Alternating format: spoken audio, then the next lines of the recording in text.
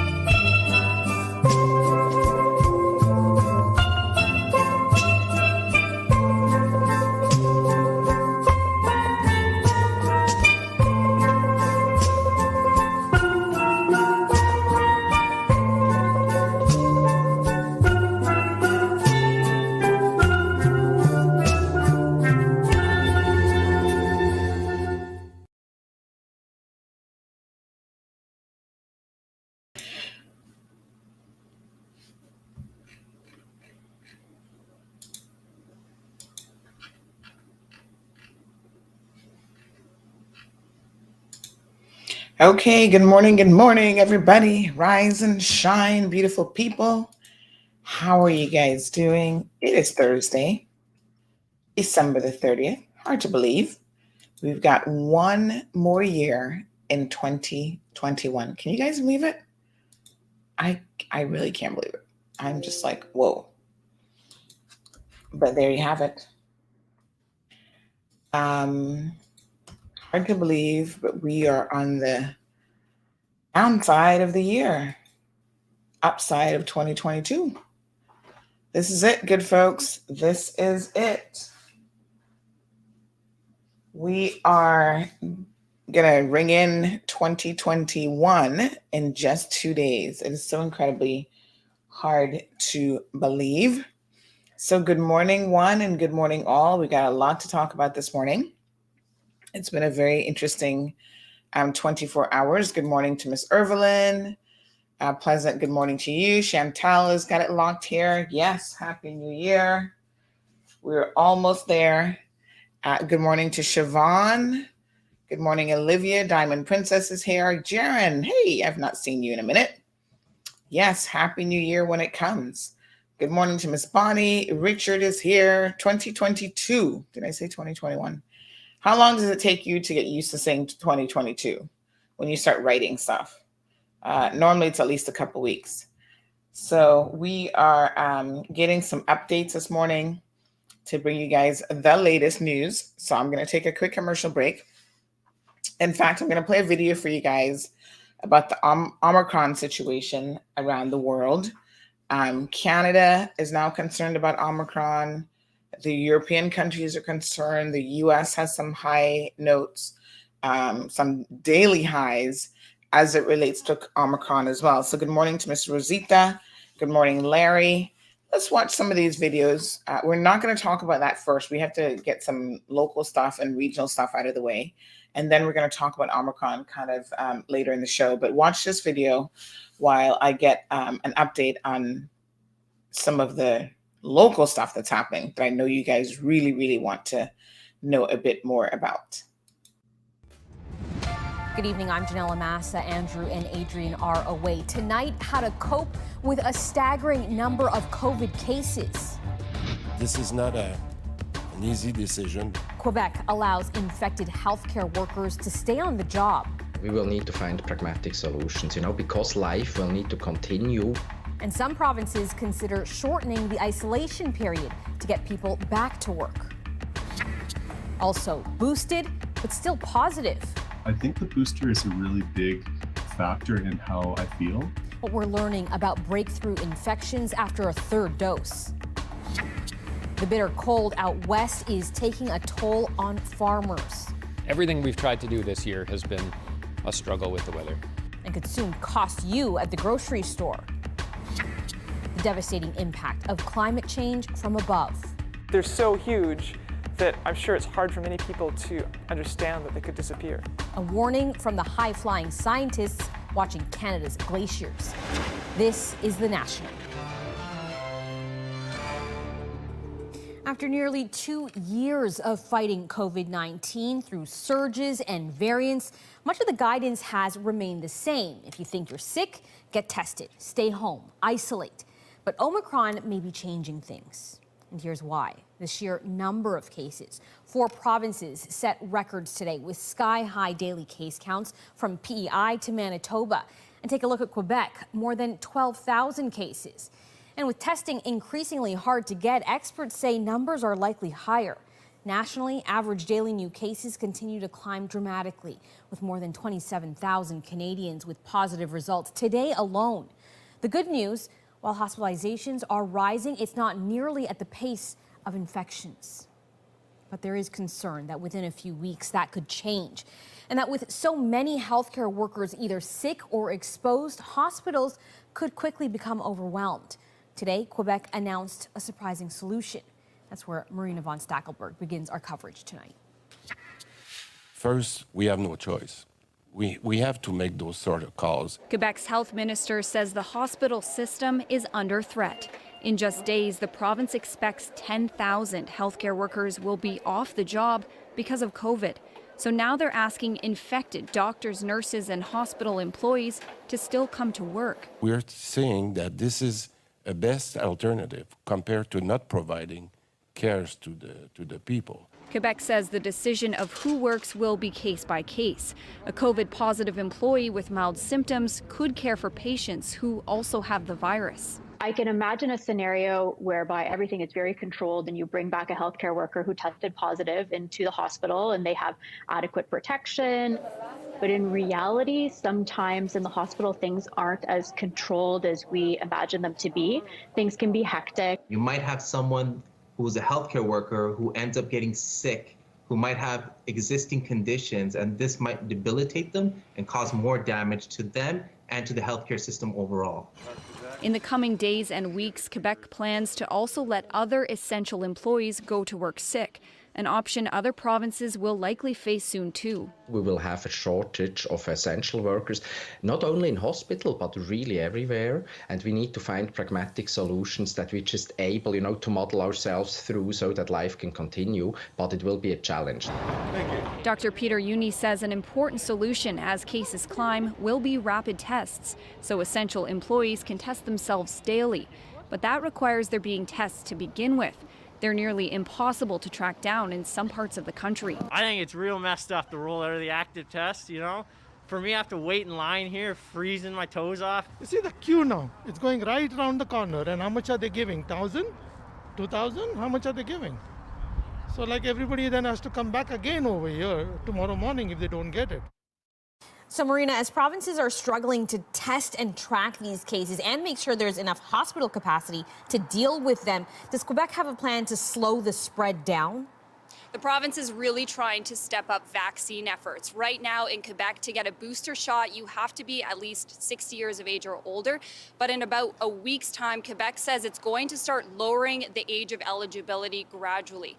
We also know that Ottawa says tonight it has approved Quebec's request for military support to help with vaccine efforts. The goal is to have every Quebecer who wants a booster shot by March. All right, Marina von Stackelberg in Toronto. Thanks, Marina. It's not just a shortage of healthcare workers causing problems. With case numbers soaring and people waiting days for results, thousands are off the job. At least 3 provinces are now looking at reducing isolation periods for sick workers. Nisha Patel has that story. It wasn't long after Omicron hit Toronto that Adrian Ravinsky had to close his bar. We just told everybody that it was for their health and safety, and packed up as much of the produce as possible. After a staff member tested positive, Ravinsky sent all employees home to isolate. But the process hasn't been clear. Just because of how difficult it's been to get tests, it's made it really difficult for us to make that decision about when we can actually reopen. Most provincial guidelines currently advise staying home for 10 to 14 days from the time you test positive. Staff shortages are prompting employers across Canada to close or limit services. If you were in a workplace setting and someone came in and said, oh, it's just the sniffles, and worked, but then exposed multiple co-workers, the whole business goes down very quickly. In Toronto and Vancouver, theaters canceled stage shows as performers fell ill. In Ottawa, 53 members of the paramedic service tested positive after a holiday party prompted an outbreak. I think we're seeing signs of a lot of workplace sick calls and increasing, people being stretched thin in terms of covering needed duties. All right, folks, we will come back to the international news and COVID. We've got more pressing stuff that we want to talk about this morning. On the local front, that is a very unfortunate and sad situation, quite frankly. So good morning to all of you. Good morning, Christine. Leslie's here. Good morning, Larry, joining us from New York. Vanita, thank you so much for joining us. Miss Wee Wee and Anne are here. Soka. Thank you. And Miss Sue. Morning, Scott. So as you guys know, yesterday we broke some news that Mario Rankin had been injured in a fall at his home. And so I just wanted to get some additional updates this morning, in fact, on that situation, as up to date as possible, quite frankly. And I'm really sad to report that his situation is quite dire. So I'm sure his family would be appreciating your prayers at this time. So what we know is that he sustained some sort of a fall at his residence from a second floor. So apparently, in his home, they have some sort of a loft. And it is believed, and this is where, again, we'll have to wait, I suppose, until He is fully conscious. He doesn't seem to have any memories of the incident itself. But my understanding from sources well connected to the situation is that they were undergoing some sort of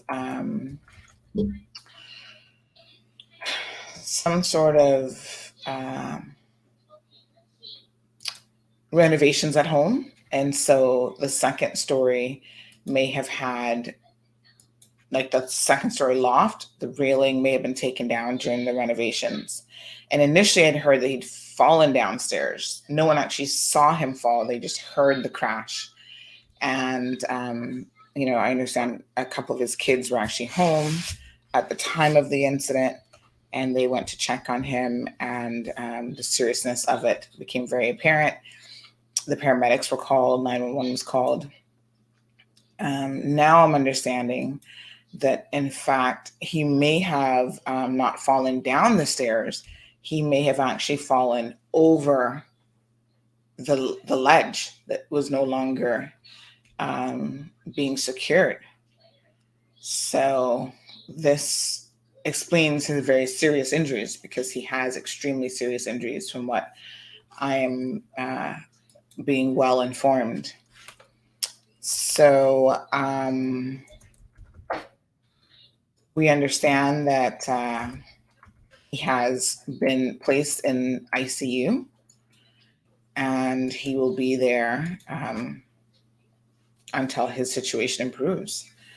So neurological damage, I knew quite early on that he had suffered some sort of a brain injury in terms of, a concussion of some sort, because he was not lucid when they were actually speaking with him.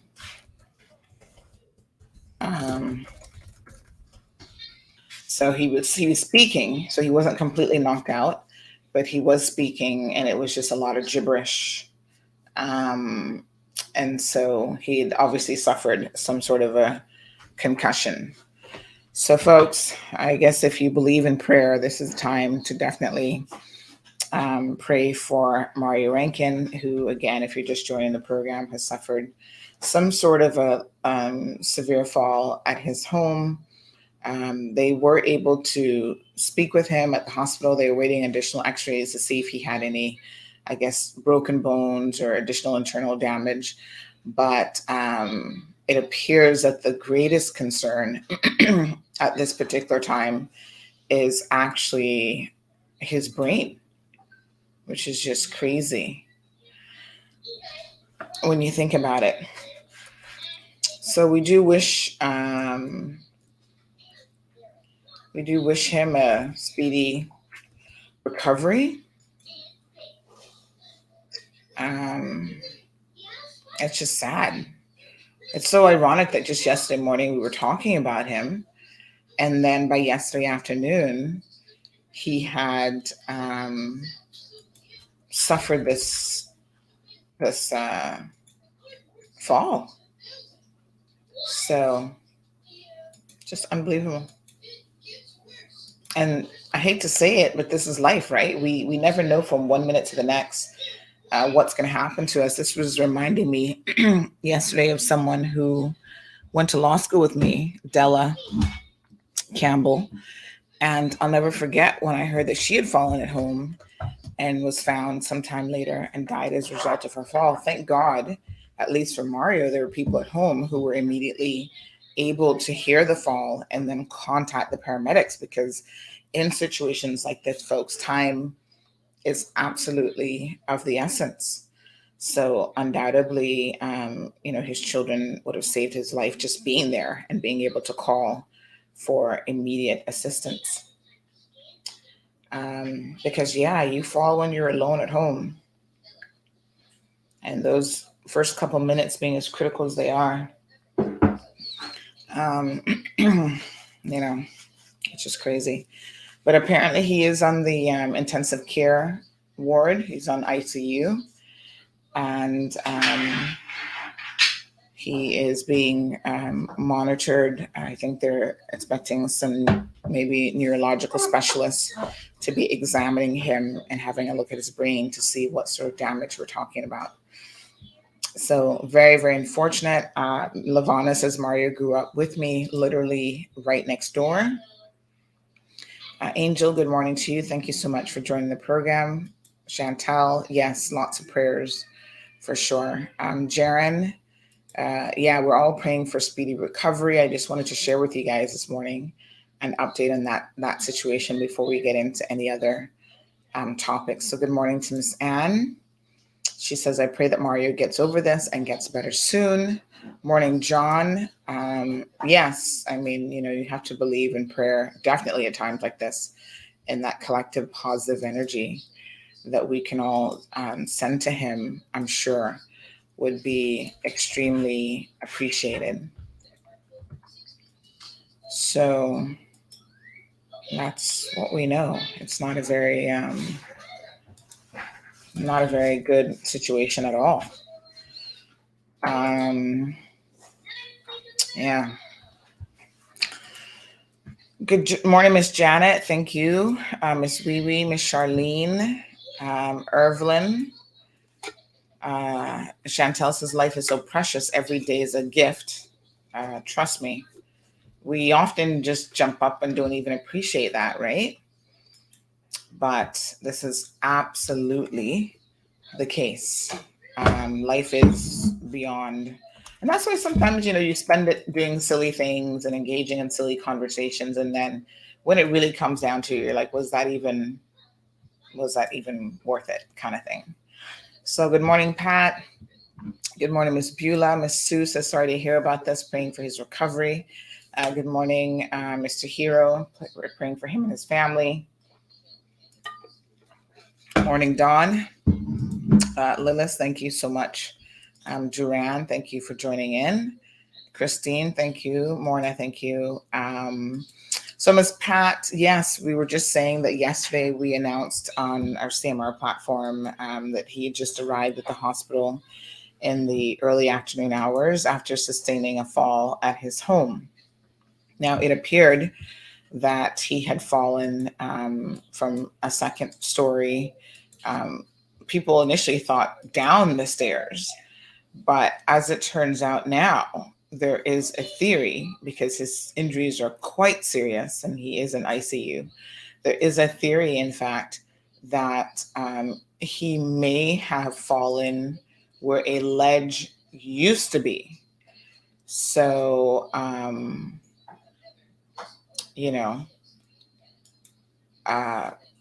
which is crazy, but he likely, they were doing some home renovations, removed the ledge, which is obviously a security feature, and I guess he was up there. And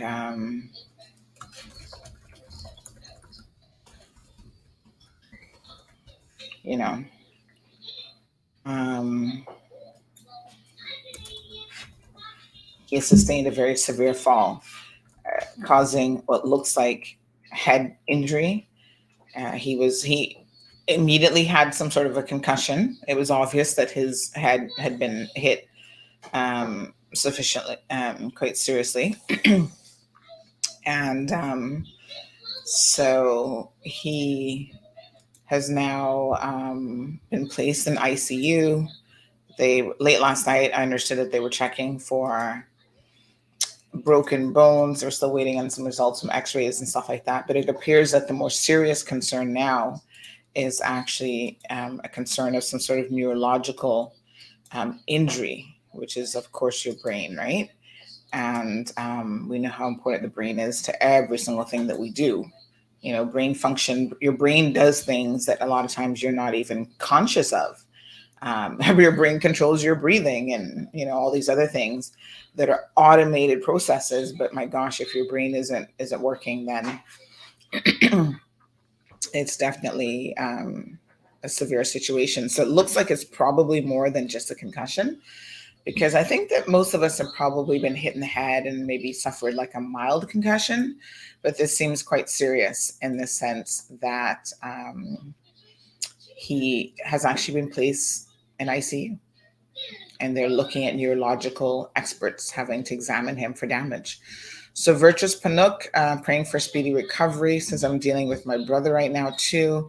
I did not realize that was your brother until you sent me a voice note yesterday. My apologies. I had no idea that Mr. Garth was actually your brother.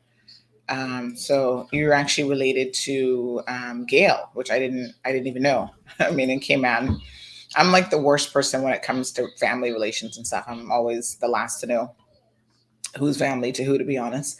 A lot of people are always like, oh, but don't you know that so-and-so's sister? And I'm like, no, that's complete news to me. But anyway, yes, our family is also thinking about you. We understand that your brother's in a very dire situation as well after a long illness. Good morning to Mitzi. Angel is sending out a prayer for healing for Mario.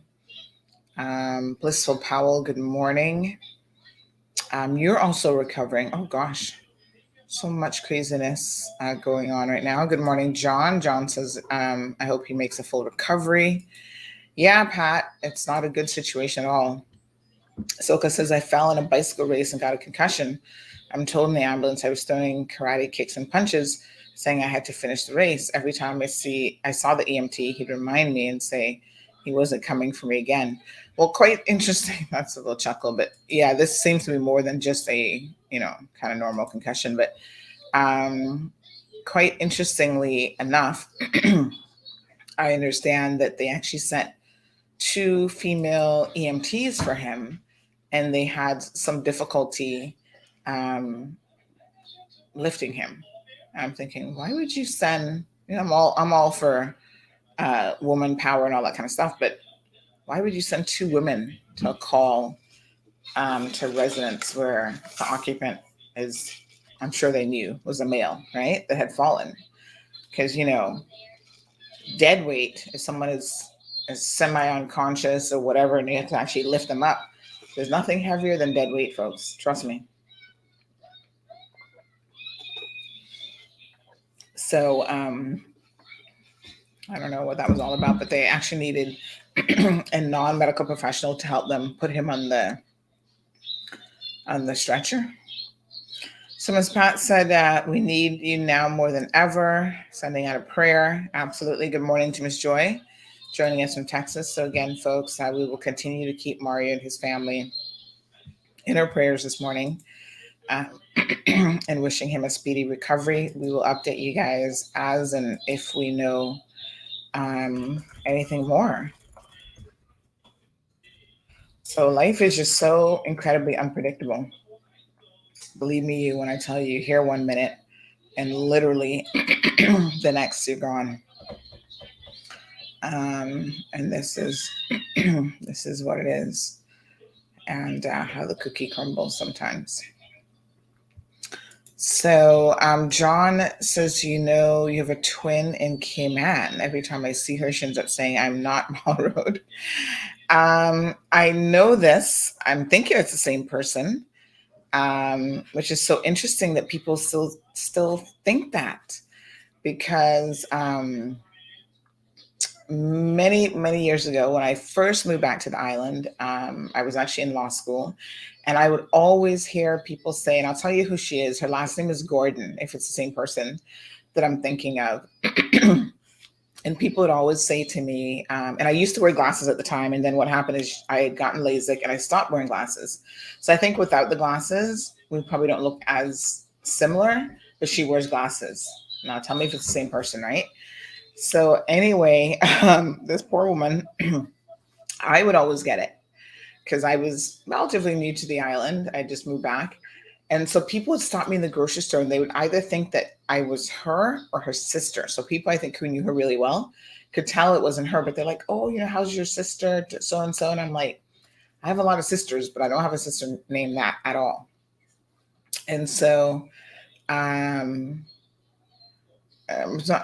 says Mario's updating on Facebook so he can't be in pain. Oh, well, there you go. I guess he's updating from the ICU unit. Okay. He'll be fine. Mario is one of those people that you kind of always get the sense that he's going to be fine no matter what. But hopefully he's listening to his doctor's orders, and probably taking a much needed break wouldn't be such a bad idea.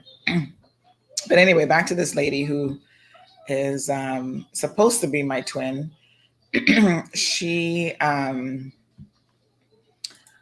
so people would stop me and they start having conversations with me, and I would be like, who are you? And when they would hear me speak, then they're like, oh my God, I thought you were so and so. And so many years later, and you know what? Her husband was a police officer. He still might be. And at the time, my husband, Katron, was a prison officer. So I think there was also these little bits and pieces.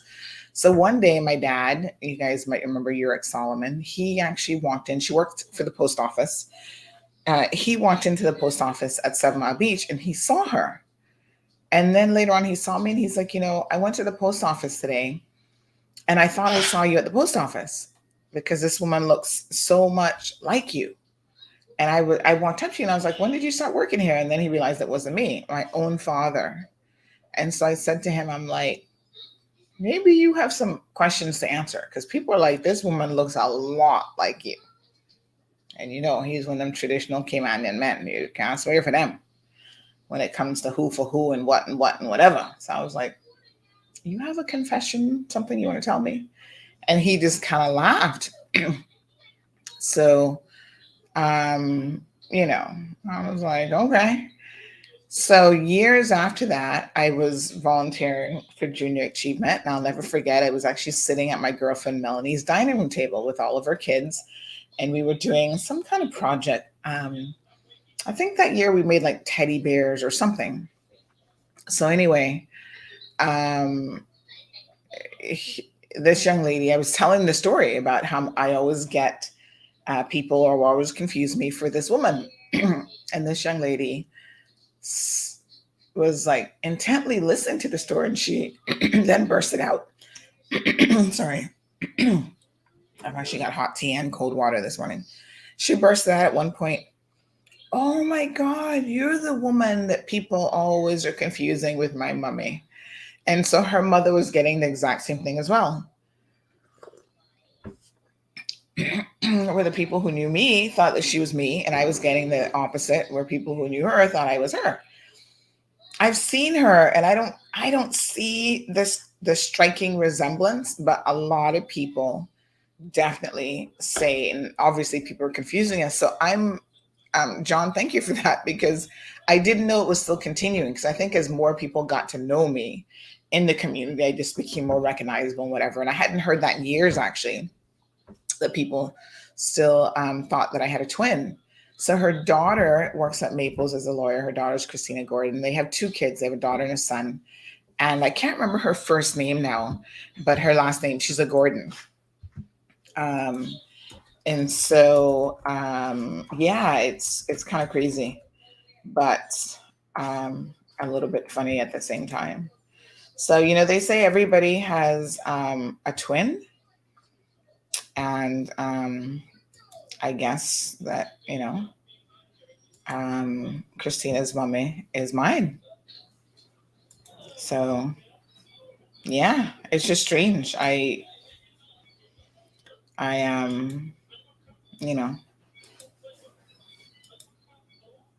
I never, I was actually just going to message Christine. I'm trying to remember her name. I can't remember her name right now. But they actually have she worked for government, and I know they have a salon as well.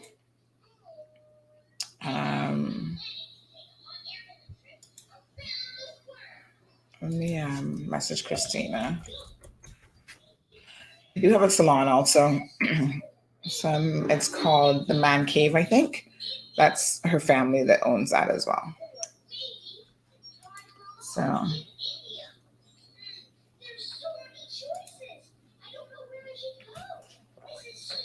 Yeah, I can't. Somebody says there's her name, Omeria. I don't kind of think that that's her name, but I wouldn't swear by it. I I just can't remember her name. I do know for sure that Christina is her daughter and she has one son. And then I can't remember the husband's first name either, but he's a police officer, or he was a police officer, and his name is Officer Gordon. So, yeah. It was just really interesting. But yeah, one of those really bizarre things, John.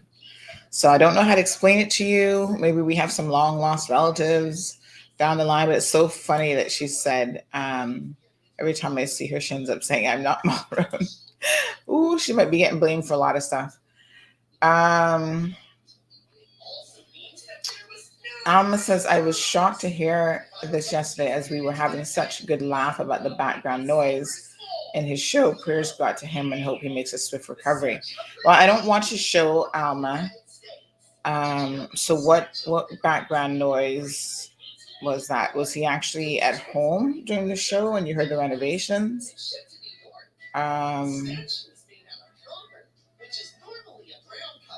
So I don't know.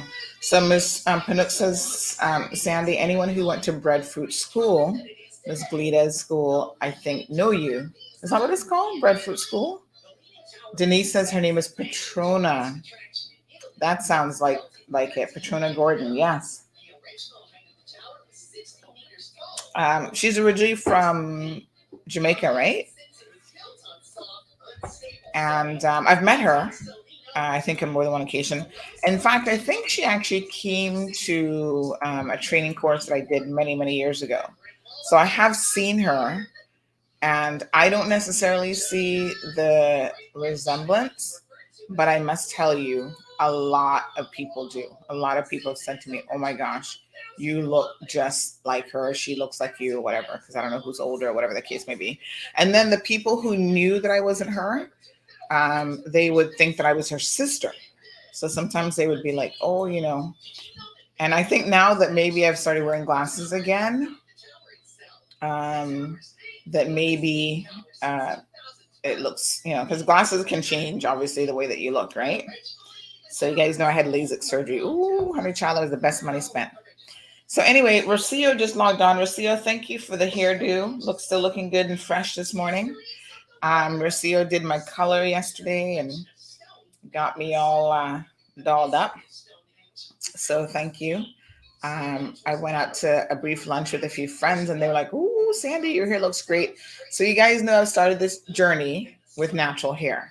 And I'm still doing it, by the way. A lot of people thought I abandoned it because in the beginning it was rough when the hair was too short to pull back in a ponytail and all that kind of stuff. I was like, listen, I'm just not up for this. So we have made some really good strides with the hair. According to Rocio, it's coming in nice and thick and stuff like how it used to be.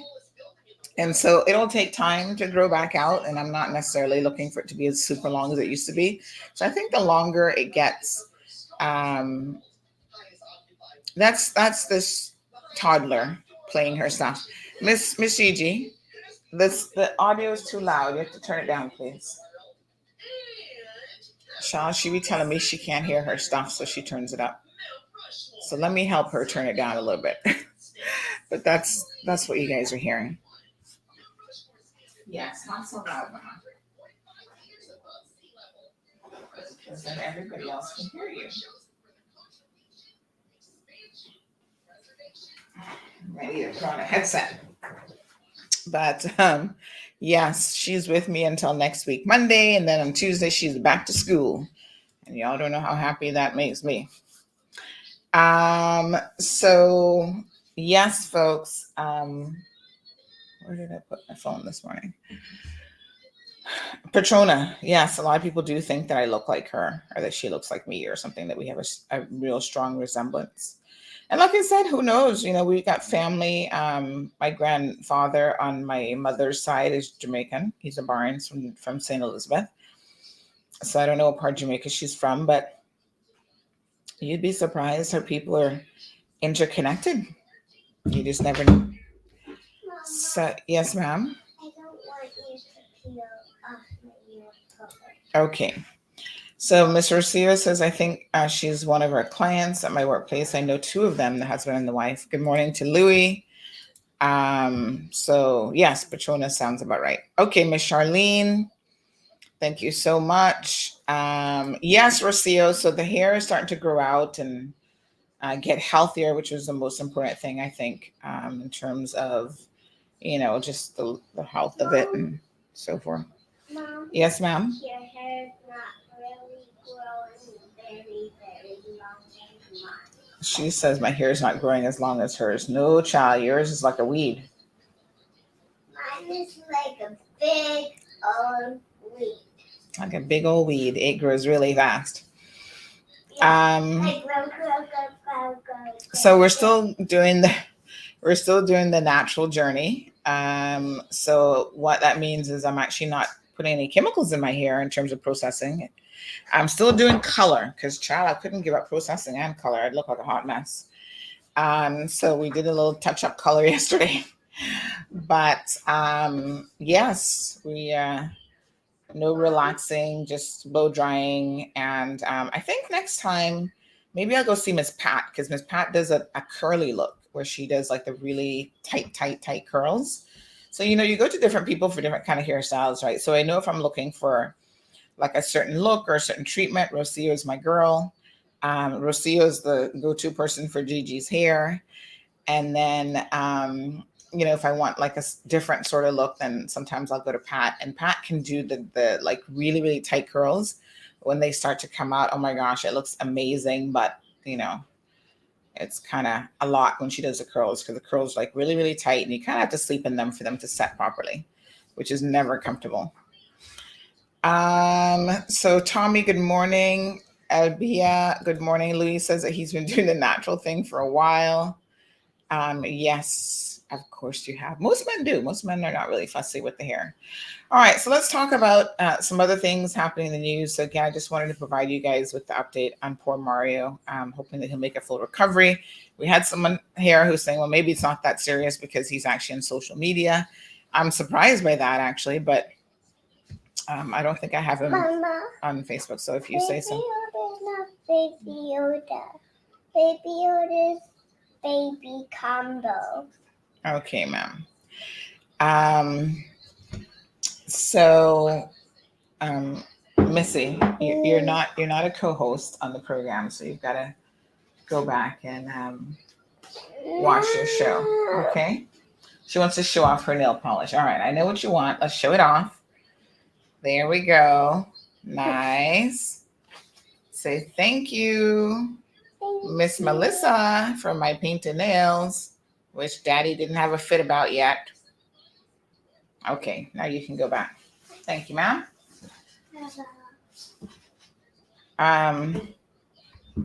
So. Mama, I want these. Okay. So another regional and Cayman news. There's a situation in West Bay that we have been kind of monitoring in terms of compliance because it's a very peculiar situation. Giselle says, do a 5-minute kid section where she can express herself. Child, you must want her to have a whole show because she talks a lot. You know, in 5 minutes, you'd be surprised what she got to say.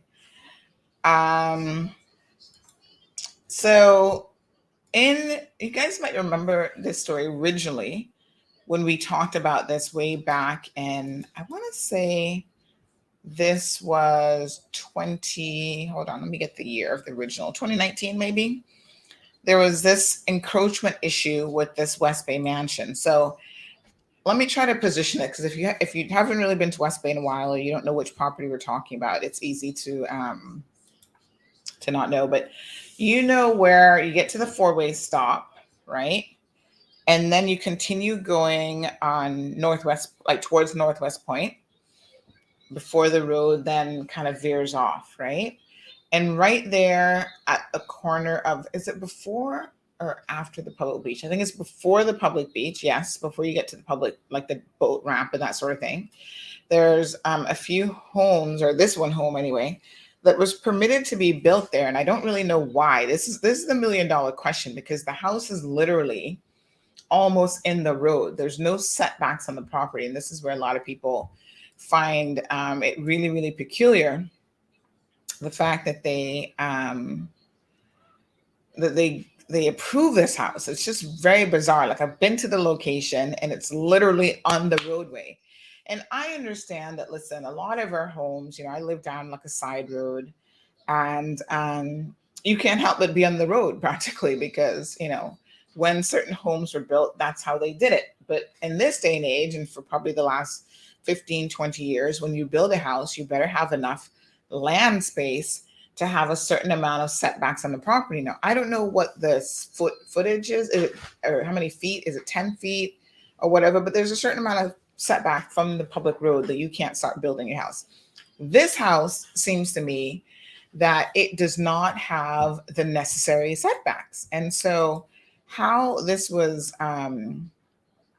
approved, I just don't even understand. So someone has just sat and said that they're actually building pavers to the entrance of their driveway, but it still, in my opinion, can't be approved because it is not their driveway. It is the road.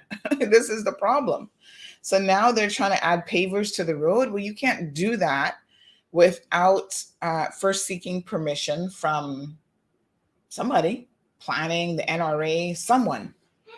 So I don't know exactly where their property line is, but I know that what they're doing now does not appear to be in compliance with the permitted setbacks. And here's why I feel like this is actually an issue. So back in 2019, ironically, December of 2019, they were putting up a flower bed. Now, I don't know if you guys remember this or not. Let me see if I can find a photo of it. They were putting up this flower bed with palm trees and the works.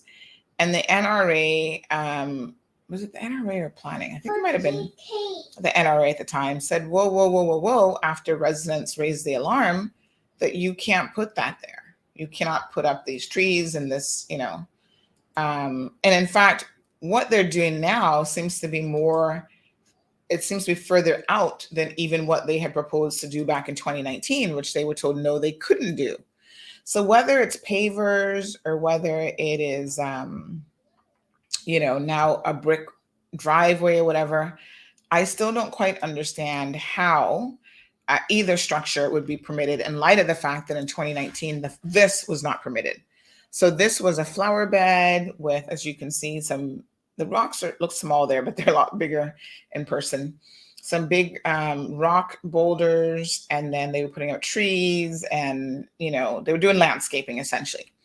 So help me understand that if this landscaping was not permitted, how is it that this would now be permitted? I'm not quite understanding it. Right? Now you notice something of interest. They've actually made some changes apparently to the residents, because from this angle, it appears to me that side gate that is to the right of the steps wasn't there at this point. And neither was the other one now that I look at it, because it's kind of hard to see this tree situation here. But as you can see, it looks like neither gate was there. So did they add the gates afterwards? Did they add this driveway? That's interesting. Very peculiar, in fact. But you can see there's no gate for sure on the right-hand side of the property when you're facing it. And it looks to me, let me just see here, like that gate that's all the way, that double gate over here on the side, I don't see that in this picture either, but I suppose it could be a little bit further down, because right by the tree, it does look like there's this one column. So let's give them the benefit of the doubt that the one that's on the left-hand side of the property was there at the time and is still there. But this one that I'm seeing here, the secondary gate that's now on the right-hand side of the property, I don't see that in this picture at all. Or am I missing something? I know the angles are slightly different, but in this picture, this was capturing more of the right-hand side of the house than the left. So I would expect to see that secondary gate. And it looks like that is something that was added at a later time. Anyway, if this wasn't permitted and they knew that this wasn't permitted, how could they now do this project, which, by the way, you notice that they went back and they put up smaller, decorative front foliage, little flower beds. And let me see here, because someone says if you look further to the left, you can see the next gate on the left, but not the one on the right. I don't see the one on the right, which is where they seem to now want to put this driveway as well. So it's a bit peculiar that they're continuing this expansion, and the residents in the area are saying it's an encroachment on the road. So, listen, Mary Miller Road, as it's called, Mary Molly Reed. Oh God, hold on. Let me get the full name. Mary Molly. Oh Lord have mercy. Hold on. It's one of those names. Mary Molly.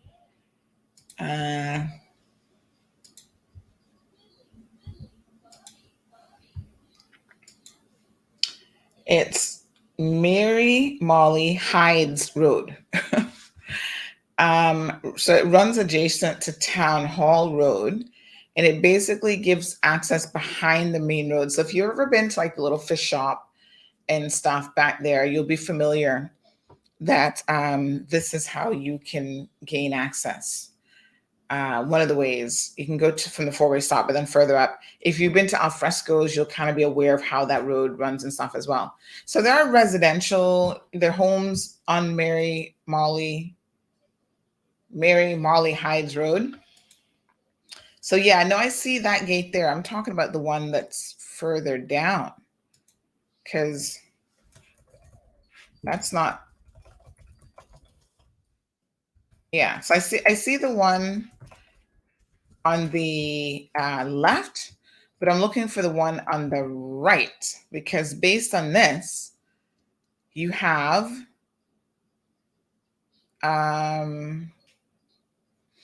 oh, I see what the person is saying now. Okay, I got it.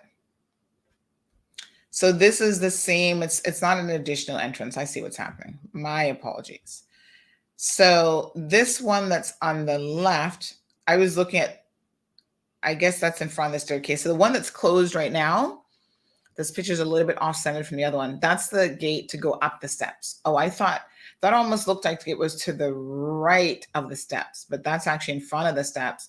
And then this one now over to the side. Yes, that would have been originally there. It's behind or past you can barely see the column in this picture, right behind almost that far palm tree that's almost out of sight, right? The column is right there. So yes, I see what they're doing. So they're looking for, so why is the brick roadway going all the way down to the front steps and beyond, right? But the issue is this is part of the road. This is not, and if they bought land thinking that this is part of their property, this is where the problem lies. Because I've had the same thing. I was actually talking to my neighbor just the other day about this situation. For my own property, we purchased property 5 years ago in Lower Valley. And, banks are very, very cautious in this day and age. So when we were talking to CNB, they realized before they could even send the application to the loan committee, they said, "Ooh, a portion of your property is undemarcated." I'm like, "Well, what the heck does that mean?" "We don't know where the markers are." And I said, "Oh." So they said, you have to have the landowner, he's the one who has to request it, redo the boundaries, because no bank is going to loan you money not knowing where the boundaries are. Because land disputes, as we can see with the Adams family, come up all the time. And it's a real sore point for people.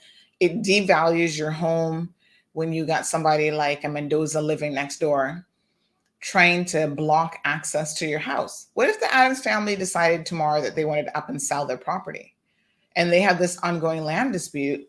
That is a serious issue. Yes, ma'am. So that's a serious issue and a serious encroachment, right?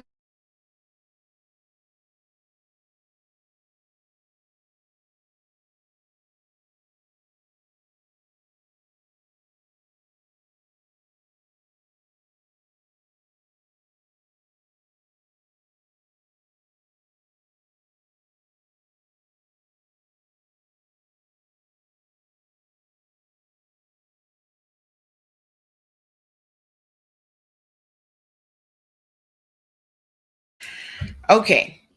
So we're trying to get this young lady sorted out with some headsets. So yeah, so listen, they said to us, you've got to redo this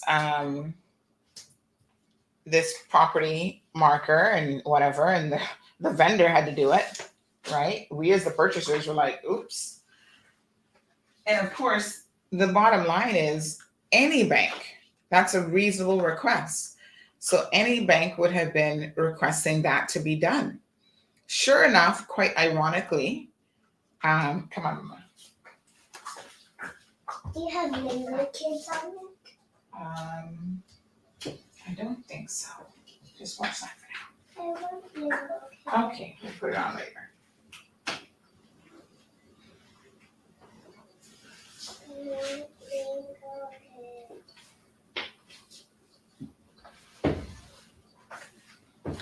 Sorry about that, folks. So, quite interestingly enough, when the markers are redone, on the side of our property, a portion of fruit trees, mature fruit trees, and we had everything over there. Coconut trees, ackee trees, breadfruit tree. What else was over there? Mango tree, a big East Indian mango tree, banana trees. All these trees, our neighbors had thought for years when they purchased their property that they had owned. Well, lo and behold, that's not where the marker was. So we acquired mature fruit trees, which increases the value of your property. And so we thought the marker was on this side. Turns out it was on the opposite side of the fruit trees. And the front of the property, a small sliver, because it's not a straight line, it kind of comes in and then goes back out. A small sliver of that is actually government road that the people who built our house put part of our driveway on, and part of the grass on. Belongs to the Cayman Islands government.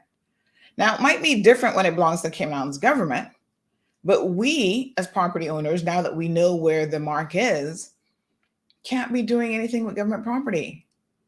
And especially a roadway that people are using and traffic is still coming up and down and whatever.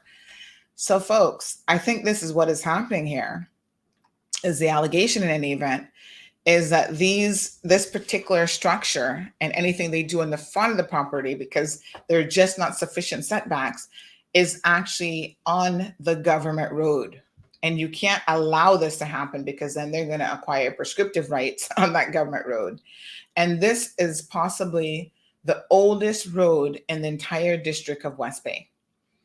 And if you, again, missed the original story back in 2019, I would invite you to go and have a look at it, because we did do a bit of an interview and stuff with some well-known persons, including Miss Esme Smith there in West Bay. So let me see. The other thing is, the current complaint has been lodged with the National Roads Authority, because again, everybody thinks this is a road issue if they're encroaching on the road. The NRA has said, well, this is probably more than just a road issue, because now we are looking at compliance issues with planning and other things. And based on what has initially been said by the NRA, they checked with planning. It does not seem that these people got planning permission to do this. Now, if you knew back in 2019 putting down a flower bed in front of your yard had to be removed. They received an enforcement order to remove that, to remove those palm trees, et cetera, et cetera. Why wouldn't you think, folks, that in this day and age, 2 years later, exactly 2 years later, in fact, that you should not at least get permission? Like, it seems very odd to me that you had one enforcement notice in relation to that property, and then here you are all these years later thinking that you could do something else with that portion of the property. And here we go again, part 2. I've looked at the property, and it's very, very interesting because it is a big house. It is a mansion. And for the little sliver of land that it's on, it's an oversized house for that land. Like, it really is. Like, I don't know how they'd ever sell that property, because I'd be like, you have no land space. And on the back side of it, they are literally on the beach. And the most interesting thing about that is it seems like they're going to have a real beach erosion property under that house. So eventually, just like other parts of Semi Beach, the ocean will reclaim what belongs to it. And they have a little bit of beach right now, but over time that beach is going to disappear, and they're going to be just like the other hotels in 7 Mile Beach, which is now 5 Mile Beach, where the water is going to start to go under their property, eat away at their foundation and everything else. I don't know what's wrong with people. Why do y'all want to build on the beach? Look at what the old people did. They put the dead people on the beach. You know what I'm saying? That's how much that beach property was revered. It was like, no, leave it alone. When a hurricane comes, you will end up regretting building where you have.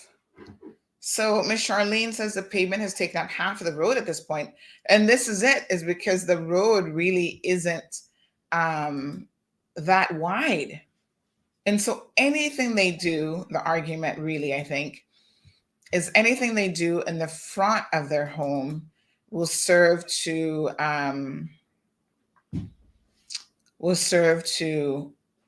be an encroachment on the actual public roads. So Tommy says, how did the plan get passed? Yes, you're right. In the Bahamas, I think it's 10 feet. I don't know what is the setbacks here. Is it 10 feet, 12 feet? You know,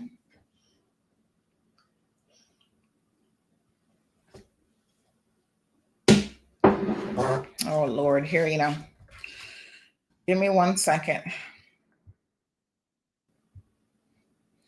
So people are wondering again how this happened and asking for an explanation by planning. Yes, Lisa, Lisa. I always mispronounce your first name, and I'm very well aware of it. I'm sorry. Good morning. I don't know how it got approved. It's like the structure by former MLA or MP, what's his name again, from West Bay, Captain Eugene. He has built a structure next to the gas station, and I don't know how that got approved. It's the same sort of thing. And in fact, I thought when I saw that, initially I thought that it was part of the gas station, that the gas station was expanding, because it is so close to the gas station. Like, literally, you could probably reach out your window and touch between buildings. I'm thinking, no, that can't be another structure. That is the gas station's expanding. They're going to add a little cafe and whatever. And lo and behold, I found out it's an apartment complex. Somebody's going to go and rent that close to a gas station. I don't even know from a health hazard perspective, right? If there's ever, heaven forbid, an explosion or fire at that gas station, you would want to be living in that apartment complex? No, sir. But again, how planning approved it, I don't know.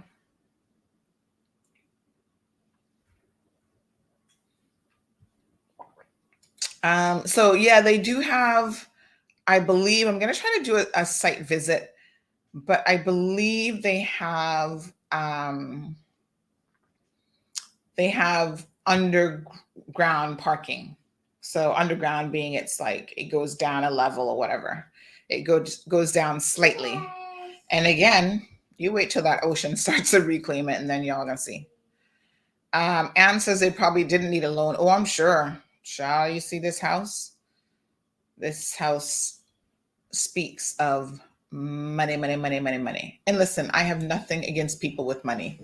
If you have money, live your best life. That's wonderful, whatever. But just because you have money doesn't mean that you get to operate by a different set of rules, or that shouldn't be the case in any event. And if it is happening, then it does make you kind of wonder Can I show you? what is going on. So, Can I show them, Mama? what would you like to show? That you can bend your paintbrush? Yeah. Okay. All right, ma'am. Thank you so much. Appreciate it. Thank you for the demo. Yay, Gigi. Yeah, we definitely need to have a show and tell show here. So, this is a live issue. The NRA is looking into it. Like I said, they've indicated that planning has said to them that they did not get any planning permission for any such, expansion or paving or whatever. The issue, I think, is that for me, where the issue lies is that this was a point of contention before. So it seems to me that they should have foreseen that this would have been an ongoing issue. So Ms. Darlene says, I wonder why this was not noticed or addressed by Mr. Planning Inspector.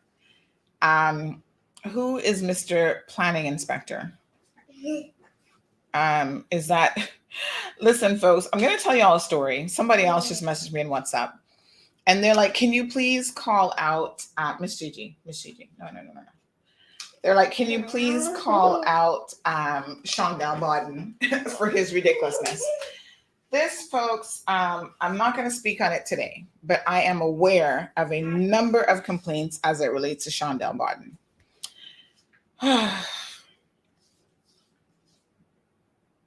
Lord, it pains me to have to talk about certain people. And trust me when I tell you, for more reasons than one, this particular individual pains me to have to talk about.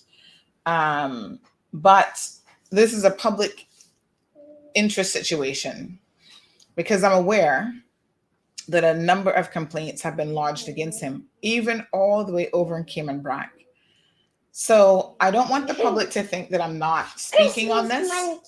There's a couple reasons why I want to proceed with caution. I want to show them the Christmas. Okay, ma'am, the Christmas monkey. All right, there's the Christmas monkey.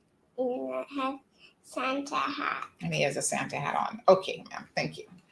So one of the main reasons is, I have to admit to being personally conflicted in the sense that Shondell and I have had conflict in the past. So I don't want people to think that I'm trying to pick on Shondell, right? So everything that I will say about his situation will be factual once the story comes out. But if there's anyone that has received more complaints in planning, he's supposed to be an electrical inspector, and I don't know if Darlene's referring to him. Why does this keep doing a beeping sound?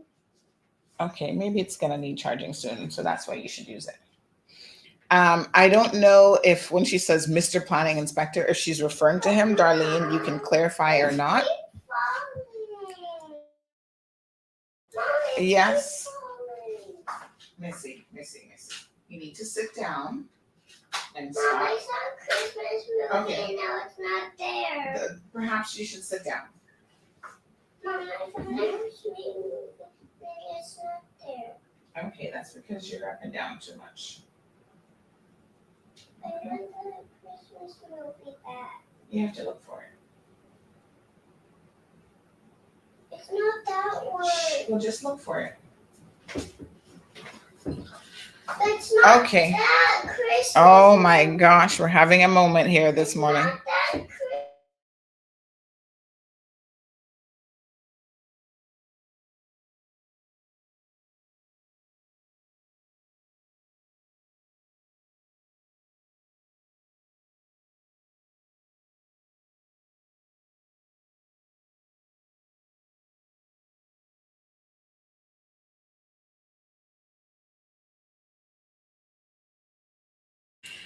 All right, folks, my apologies. So, the point is, I'm going to speak on it because he's received a lot of complaints. I don't know if that's who Darlene is referring to, but I'm aware of the complaints. We're just getting a few bits and pieces of the story together. Lisa says this easily could be the opposite, where the land is actually owned by landowners and someone has assumed that it is a government road. Well, it's interesting, Lisa. I think that that's a good, valid point, but we have at our disposal some of the actual plans and the actual, what is this? This is what is this called? The land registry map.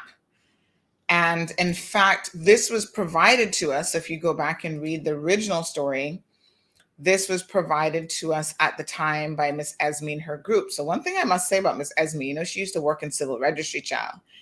Miss Esme believes in making sure she knows her position before she starts to complain and has much to say. So they know where the road is and where the road begins and where the road ends. And from everything that has been submitted in relation to this, from what I can see, there is literally no setback to speak of. So I have another map. I'm just trying to find it here. So this is one from Land Registry that we have seen.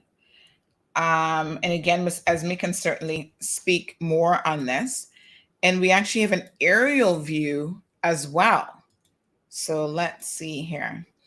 I think this is just one of those situations where, in all likelihood, someone bought property way back when, didn't realize where the actual setbacks were, and then where, how close they were to the road. And I don't know, they were just permitted to overbuild on the road from the looks of it.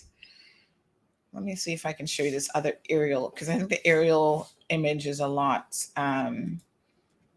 It's actually in color and it shows you the roadway quite well. So let me just see if I can pull this one up. Miss Charlene says, my great grandmother owned her property there, and that's where I particularly grew up, on that road. Miss Sue, good morning. Says, it's not what you know, it's who you know. What rules for some is not the same rules for those people who come here. Money talks. Well, Miss Sue, whether you come here or you're born here, apparently money talks. So to be fair, certain people seem to get certain privileges. Melanie says, how many enforcement orders have been issued that are not in compliance? The only way to tackle this is to legislate fines and empower the courts. So it seems to me that they did adhere to, or there was an enforcement notice issued back in 20, let me see if we can have a look at this now. I think we might have to do this as a screen share. Give me 1 second so that we can actually enlarge it. Because this is a PDF document that I want you guys to see. So yeah, I think, Mel, that to be honest, they adhered to that, because they took down the trees and everything back in, I think by February of 2020. So this all started happening in December 2019. By February of 2020, all of the trees were taken down. So have a look at this map. Let me show you guys this map here. So this is an aerial view of, I'm going to enlarge it so you can see it a little bit better. There we go. Right? And this seems to be, now the property in question is 5B172. Yes.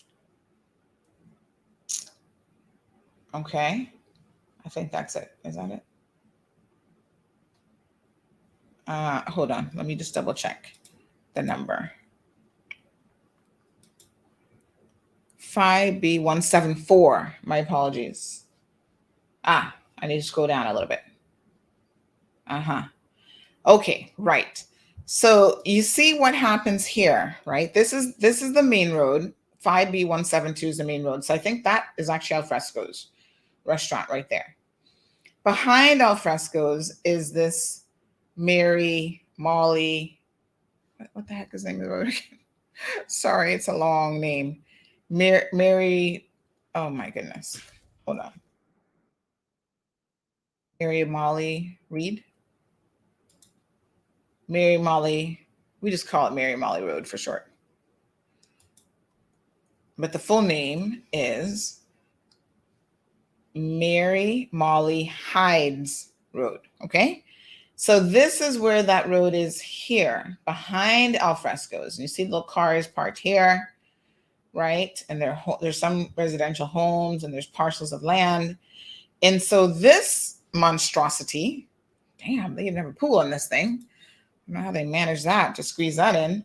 But this monstrosity here, 5B174, is what we are now. Let me see if I can increase this to maybe 250%. So this is what we're talking about here. So this Mary Molly Road, right? As you can see, it rejoins the main road, but at some point the argument is really and truly, because they don't have any setbacks, the road, the original road, kind of continues and it runs a little bit further down adjacent to this road, and you need an opportunity to be able to then potentially merge in back with the main road. So I think what they're saying at this point is building anything in kind of like this front area right here is an obstruction, and it's creating a dangerous situation for people who are trying to come off of or access Mary Molly Hydes Road, right? Now, let's be honest. This is a huge property.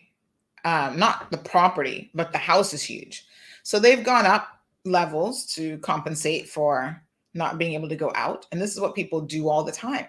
This is one of the arguments why people say, well, you know, the dark properties and all these properties, they're going up. They want to go up to 10 stories, 12 stories, 20 stories. At what point do we say, no, you can't go any further? Because we have limited land mass for them to go outward. And developers will tell you, if you're trying to, you know, I guess be friendly with your land mass or whatever, you do build up because you can get more out of the same, more usage out of essentially the same land mass. If you go up 7 stories versus 5, you got 2 additional stories that you can utilize for whatever, residential, real estate, shops, you know, commercial rentals, whatever. And so the move to move up and literally to push the ceiling up has been on for quite some time. My thing with this property is, given how big the house is, why couldn't they have designed this house a little bit more friendly to the front end of the property, right? You can afford to have a rooftop pool and you can do all these other things to the property. Okay, fine, whatever. But it seems like their intent was always to use this front sliver of the property, whether it really belongs to the public road or not. Richie says they've tried to encroach on the beach just so as they're trying to encroach on the road. So this continues to be an issue. It's crazy. And you've got to be mindful, because now, say, for example, I am interested in buying 5B68. I don't know if that other little sliver in front of it is part of that parcel. Looks like they could be separate parcels. Who's going to buy this little sliver of land, and what are you going to do with it? You can't buy it with the intent of trying to build on it, really, unless you acquire it as part of 5B68. So, folks, when you're buying property, I think it's also incumbent on you as the landowner to be a little bit more sensible in terms of what it is that you're purchasing and what you intend to build on it. So look at 5B208. These are some apartment complexes, right? I think I think there's some apartments or something in there. There's a little restaurant or something in there too. And look at how far back this is set back off the road. So they've lost property on the back end, right? I'm sure they could have argued, well, let's center it on the piece of land or put it closer to the front so that we can have more backyard. But because the front is literally on a public road, you got to use a little bit of common sense and recognize that that's probably where you want your proper setbacks to be. This property here, 5B174, they were trying to use every little sliver of that land for this concrete structure. There is no garden space. They got the pool, they got the this, whatever. Obviously, they wanted the beachfront, right?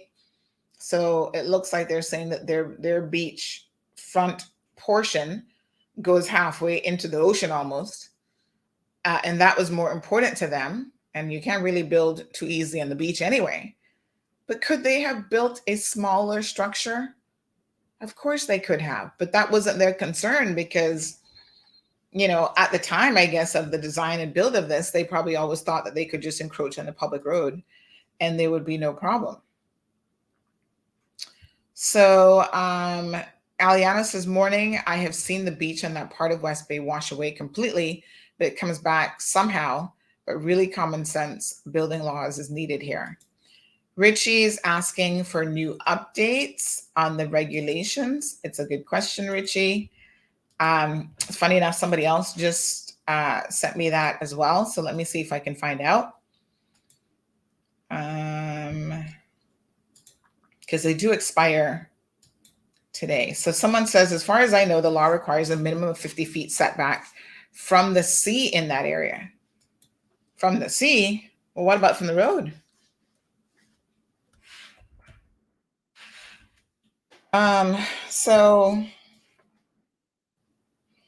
Somebody else said that should buy 5B175 and enter from that area, or even 5B235. So 175 is an empty parcel next door. Although, correct me if I'm wrong, but is that piece still there? What is the date of this map, by the way? This is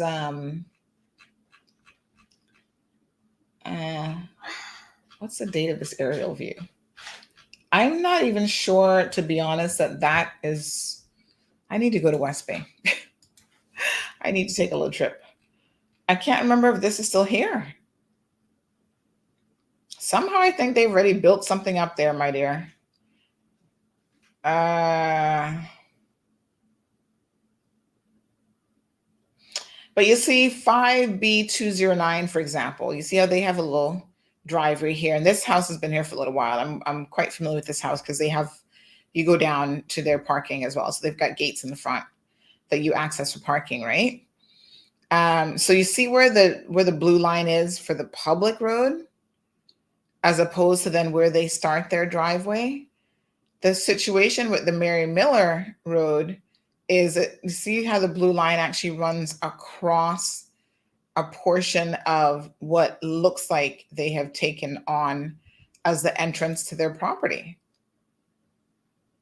It's just ridiculous when you allow such a structure to be built, in my opinion, on such a property. So Jeffrey says kisses go by favors. Darlene says, I sure we all know him. Oh, she must be talking about the same one. And she says, yes, I mean Mr. Bodden.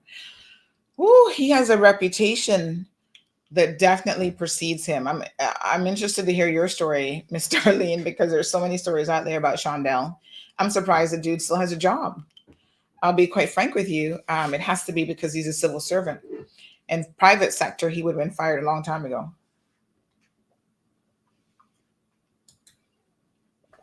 But stay tuned for that story because it's coming. But yes, he has quite the reputation. It's shocking, quite frankly. Ms. Vernita says, I think Mr. Woody was speaking. I don't know who this is that keeps calling me, but obviously somebody who doesn't know that I have a show. I think Mr. Woody was speaking about building in that area. I stand corrected. Woody who? Which Woody? A guy from the States. I don't know who owns the property. I don't know anything about the person. I'm just saying, regardless of who it is, it seems like it should not have been permitted to build that monstrosity on such a little sliver of land. Miss Leslie says years gone by, Caymanians had so many issues with the ratio between the size of the building versus land space. How did this house pass? I don't know, because Caymanians didn't used to overbuild like this on, like, you wanted land space. So even if you compromised and got a smaller home because of it, you know, the land space, the outdoor space was really important to you. I mean, the ability to farm and to, I don't know what the square footage on this house is, but that's got to be. It's a couple stories. How many stories is it? Is it 2 stories? That's got to be at least, I want to say, and this is just my guesstimate now, mind you, I'm pretty horrible with, I'm not the best with spacious things and whatever, but I want to say that's at least a 5,000 square foot house, if you consider the upper level. So say the bottom is 2,500 square feet easily. It could be more than that, but it's just so compact in the piece of property. It's at least 5,000 square feet. Buenos dias, Miss Alba. Lisa says the question should be, with the current land registry map, that is what we need to examine. So we have it here. So let's see what comes of this situation. Charlene says that a lot of foreigners are building outside their boundaries. Well, how is that even permitted? Oh, Miss Esme is here. Wonderful. She's the expert in all these things. She said the setback is supposed to be 15 feet from the center of the road, according to the development and planning law. So, Miss Esme, have you measured for this particular property the setback? Is it 15 feet from the center of the road? Because I don't know. Damien was asking me to slide the map up. Did you see? Were you able to see, Damien, the map properly, hopefully? Mama, that looks familiar. Mm-hmm. Like Cayman Brack. That's not Cayman Brack, ma'am. Cayman Brack is beautiful. Doesn't have such monstrosities. Irvelin, thank you so much. Yes, well, people love big buildings. And honestly, I am not opposed to a big building, but a big building on an equally big piece of land makes more sense to me than that. So Aliana says 5B68 is a burial site. 5B... Why am I not 8. Oh, is it? That's a burial site? I got a book. I've never noticed that before. And quite honestly, there's a lot of burial sites and graveyards that you pass every day and you don't even notice. It's like the one here that they had to move the graves, right? I never knew. I pass that every single day for the past, how long have I lived in? I mean, I've lived in Newlands for, oh my gosh, the better half of 15, 16 years. And I want to say that although when I lived in Newlands, I would often take the bypass once that was built. So say for the past 5 years, I have consistently not taken the bypass because I just go down the main road. But even if I take the bypass, I rejoin way before that gravesite. I never noticed those graves there before. Never. It's like you just pass them and they're kind of hidden away and tucked away in a little bush and shrubbery and whatever. And you just don't notice it. So Miss Leslie says they fire who they want to in the civil service. Well, this dude has some serious complaints. So Woody, that was on Rooster, he's going to build in that area. It's possible his family might have land down in Mary Molly Reed Road because there's quite a few West Bay families that still have property in there. So Jonathan says that's an easy 5,000 square feet. That's what I figured, right? Lisa says Cayman historically was a place where we wanted to honor low density neighborhoods. Not even low density neighborhoods, but just, I mean, yes, but also neighborhoods that make sense. So in terms of the public road, I mean, wherever the public road has been for the past 200, 300, 400 years, you can't exactly say that the public road is in the wrong place. It's people who are purchasing property who may not always be 100% with their markers. Jonathan says at least they don't have to worry about mowing it too much. They have nothing to mow. There's like no landscaping. Oh, there's a burial site there. Okay, I'm going to roll out to West Bay, I think, later on. Although I need to make a trip to East End to see Miss Bonnie. Maybe I'll go to West Bay a bit later on to see. I need to see a visual of this property again. But yes, it's quite interesting. There's no landscaping there. The little sliver in the front that we now see is all they have, honey child. So it is what it is. So Silver Sands Cafe used to be called out Alfrescos. So yes, Alfrescos is 5B172. And then right across from that, I think that's why that's highlighted in red. These are the little, this is like the deck or sitting area, whatever, for Alfrescos that they approved. Remember when they approved that, there's some controversy in relation to that as well. Isn't Alfrescos owned by, is that the one that's owned by Woody and his sisters or siblings or something? There was some mix up with Alfrescos situation and them accessing, because people have to like walk across the public road, the same Mary Miller Road, in order to access the dining area for Alfrescos, the outdoor dining, outdoor sitting. I think at the time there was some controversy, some mix-up story about that as well. Oh, I've got something encroaching on my eye, on my left eye here. All right, folks, we will keep you updated on this situation.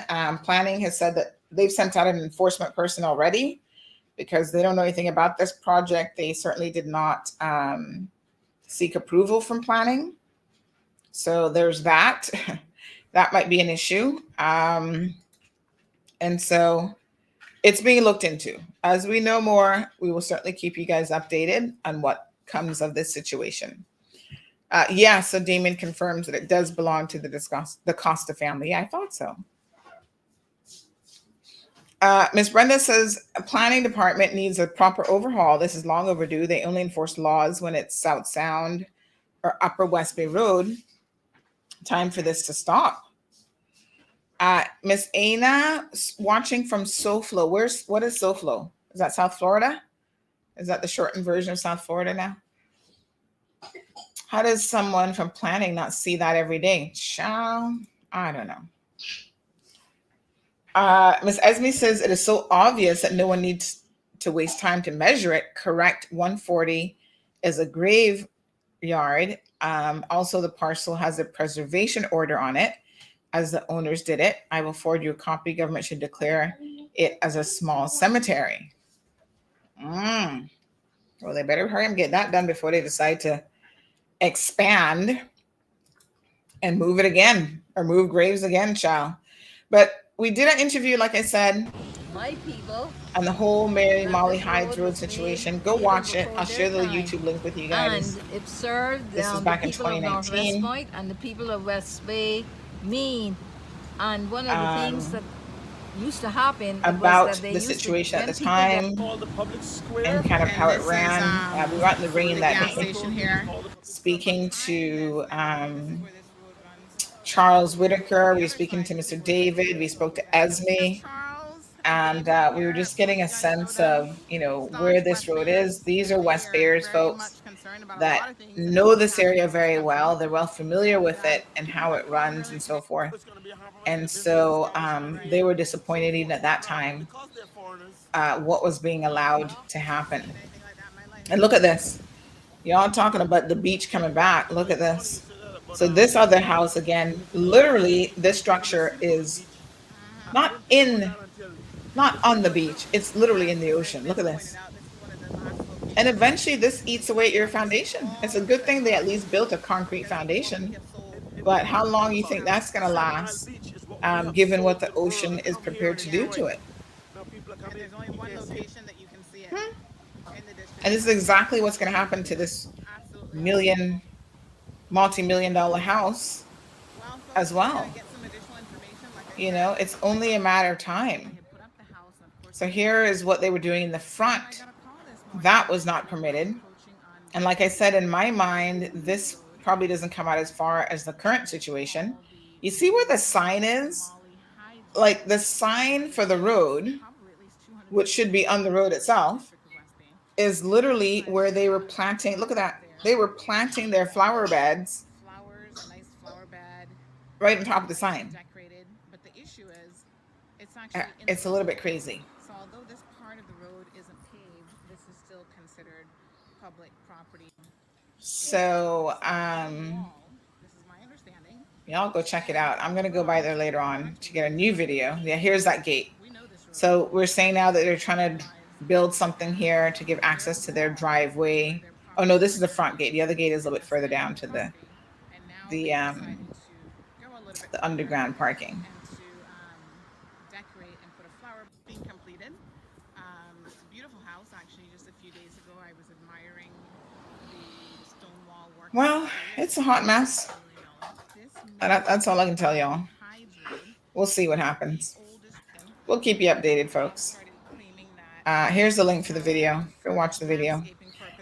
South Florida. Thank you, Miss Ana. So good to see you. Yeah, there's where that's where the entrance is. I know this from firsthand experience. And I think they always had plans for that, which at the time they were not permitted to do. So, you see how far out? Let me just back this video up a little second here. You see how far out they were even putting their boulders in this video? So look right here. You see? Right there, that boulder that comes all the way up where the guy's like sitting down. That's the road. These people have gone too far. That is the road. Surveying is so incredibly right? important. All right. Miss Charlene says there used to be a wide beach there, no longer. Sad, isn't it? Yeah, well, the Mother Earth will reclaim. Only a foolish man builds his house upon the sand. Even the Bible teaches that, says Miss Brenda. Leslie says, who cares how long that house will last? The real issue is how it's exasperating the erosion of the beach. Well, that's the problem, is, they're going to want to come back with a remediation plan of how they can then save their property. And then, of course, government will feel compelled to assist them. And that quite frankly, should not be allowed. So, yeah, it's a hot mess. It is a hot mess of a situation. All right, good people. Louis says, sign me up for drone footage. Well, can I tell you something? I would probably crash a drone in a minute. I don't know that I have the dexterity skills, although I could probably learn. Yes, ma'am. Yes, Daddy did get a drone for Christmas.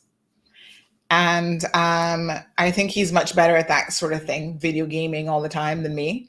So maybe we could get some drone footage from him. We'll see how it goes. But this was a couple of years ago. So I think our video game has definitely improved since then, Louis. But I think what happened too is that was also a live feed that we then uploaded. So the quality with live feed, it's always like based on real-time internet and that sort of thing. But yeah, we'll go back by there today and get some updated footage. COVID. Let's talk about COVID and Omicron for a little bit.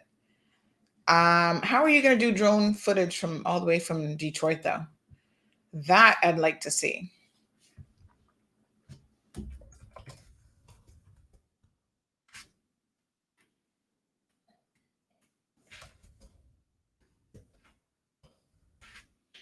All right, so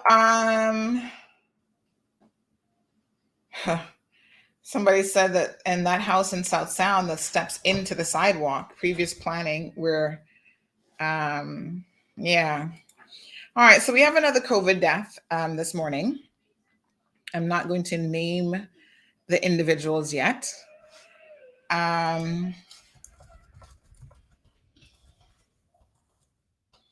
Suffices to say that the woman, I understand, had no previous medical issues. She's in her 50s, and I'm told She's in her mid 50s from Bordentown, not vaccinated. And I guess by later on today, you guys will hear who she is. So that's COVID death number 12. So far, almost every single person who's died of COVID has been unvaccinated. Yesterday, they had the funeral service for Phaedra Spence. She was buried yesterday. Somebody sent me the program and everything. So may she rest in peace.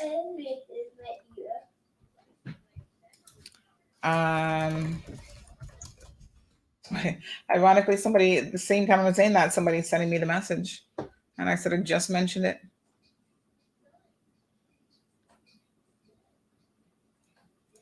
People,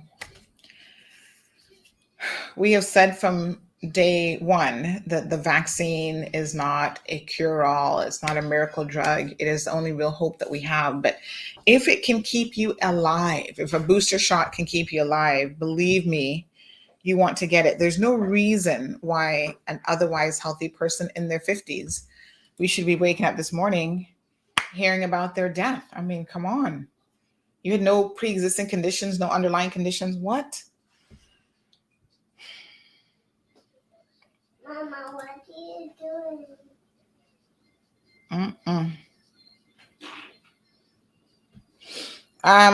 Miss Sue, don't even get me started about that. So listen, couple of things as it relates to COVID that we should be aware of. So we put up an article yesterday about mask wearing.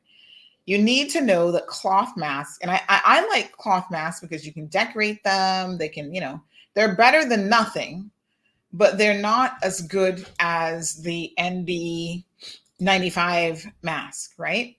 So folks, again, if you're trying to give yourself a real chance at not catching COVID and protecting yourself, this has been trending news that they're advising you not to wear a cloth mask. They're saying they just don't give you enough protection against the coronavirus. It's the material and how the virus is able to seep through a material.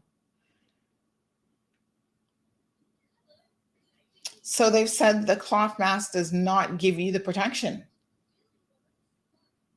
So either you get a 3-layer surgical mask or an N95 or higher. A single layer cloth mask is typically ineffective when it comes to virus particles, because remember that the particles are of a particular size. Here's what Dr. Sajahan said. And again, the CDC has mask guidelines on the website. The purpose of wearing a mask is to offer filtration from the aerosol particles of the virus. If you have a cloth mask, you want to make sure that it's at least 2 to 3 layers. And trust me, have you ever tried to wear a 2 to 3 layer mask and you can't even breathe? But I would recommend getting a surgical mask that actually has the filters built into the material. If you have a mask at home and you're unsure, go to the CDC website and look at the mask guidelines. So the recommendation is still to make sure that you're wearing your mask, particularly indoors, but you're wearing the right type of mask. Now, I must tell you that I'm going to see if I can get the mask guidelines here for you. Again, just a day ago, the CDC has updated their guidelines, which include a lesser quarantine period. Now, this has been an interesting bit of debate because there are a lot of people who are saying, well, if the CDC has reduced it, then we should as well. Well, the CDC technically doesn't have anything to do with us. We watch what they do and we watch their recommendations, but they're not the body that we look to say, oh, yes, if they say jump, we're going to say how high. The reason that the CDC has actually reduced the quarantine period for people who are not symptomatic, they're COVID positive, but they're not symptomatic, is simply because they do not have enough people in the workforce. The COVID numbers have spiked so much thanks to what Dr. Fauci is saying is a combination of Delta and Omicron just raging all over the US, that they are afraid that they will not have anybody left in the workforce. Essential workers I'm talking about here. Mama, Yes, ma'am. somebody's there. So essential workers not being in the workforce and reducing the quarantine time or isolation time for those individuals is a very different situation than saying, oh, reducing it for some other reason. And let's be very clear, there are concerns that by reducing this, more people, in fact, will be getting infected because you're still infectious for part of that time that they have reduced it to. And there's a body of work, and there's another video we'll probably get into tomorrow, that talks about what's happening on the European front. Everybody is struggling with COVID right now. Look at this. This was a couple days ago, December the 28th. On Tuesday, the US is averaging 267,000 daily coronavirus cases, daily.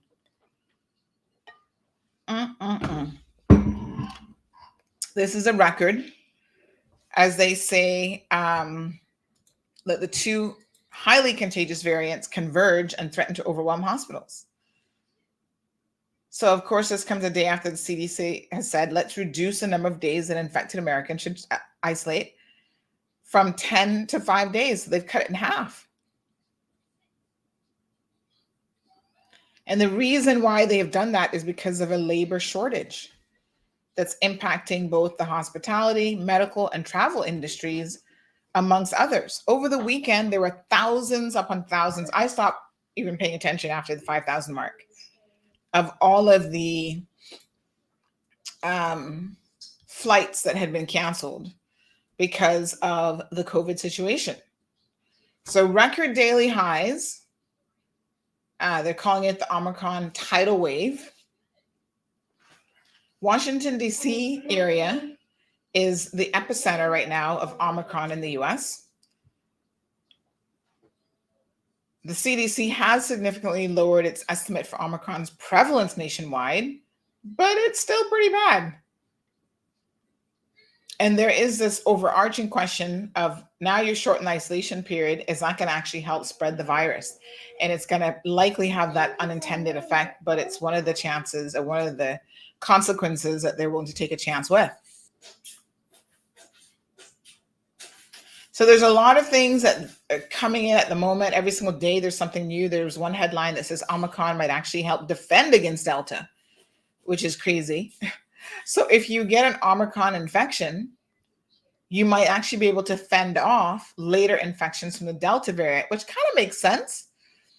Because remember now that the Omicron variant has, a significant number of different changes in the spike protein, some 30 or whatever. So there was one headline that actually said, which I thought was very, very interesting, that Omicron is not the same disease as previous COVID variants. This was an Oxford University study. And so in this study, they have concluded, and this was John Bell, a Regius Professor of Medicine at the University of Oxford, and the UK's Life Sciences Advisor. He was speaking to the BBC Radio 4 on Tuesday. He said that data analyzed from the UK, where cases are breaking records now as well, and hospital admissions are at their highest since March. He says that the incidence of severe disease and death from this disease has basically not changed since we all got vaccinated, and that's really important to remember. He goes on to say that the number of people in ICUs who are vaccinated remains very, very low. The horrific scenes that we saw a year ago, intensive care units being full, lots of people dying prematurely, this is now history in my view, and I think we should be reassured that that's likely to continue. He goes on to say that discussing the new Omicron variant, the disease does appear to be less severe, and many people spend a relatively short time in hospital. hospital visit is the hospital visit, but a relatively short time in hospital. They don't need high flow oxygen. Average length of stay is apparently 3 days. So in many respects, this is not the same disease as we were seeing a year ago. So there's a UK government study published last Thursday that said that people are far less likely to be admitted to the hospital with the COVID Omicron variant than with the previous Delta strain. So the UK Health Security Agency said individuals with Omicron are estimated to be between 31 and 54% less likely to attend emergency departments compared with those with Delta, who were at about 50 to 70% less likely to require admission to hospital. So admission, 50 to 70% less likely. Emergency room, 31 to 45%.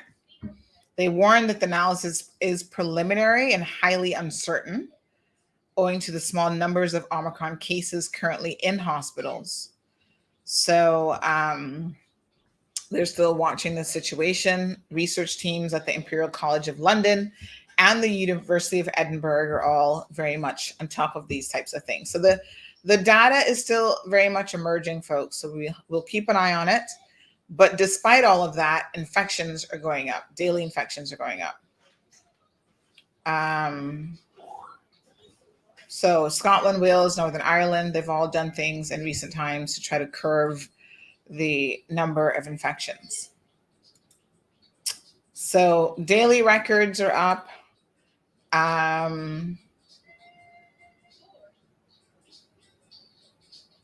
Universities are starting to go back online. I had someone who teaches in New York.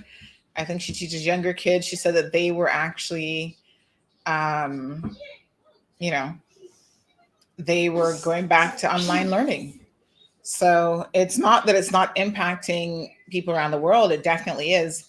In Quebec, some healthcare workers who test positive will continue working. Hugh Jackman even has COVID now. So it's just crazy, folks. Testing centers in the US as well.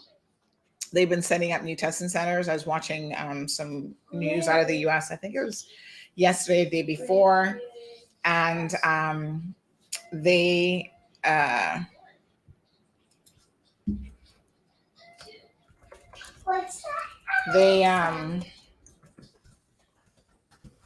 actually setting up testing centers like at the train stations and stuff, because they just need more testing centers. They need more people to be aware of what their current status is. So holiday travel is obviously, those who could travel and not miss their flights are still underway. And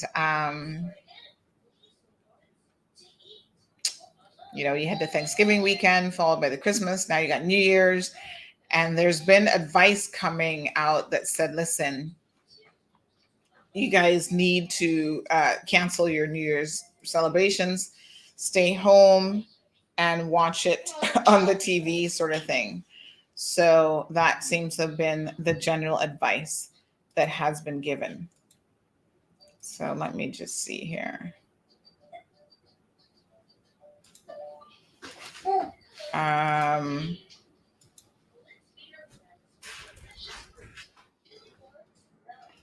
All right. I'm just having a look to see if there's anything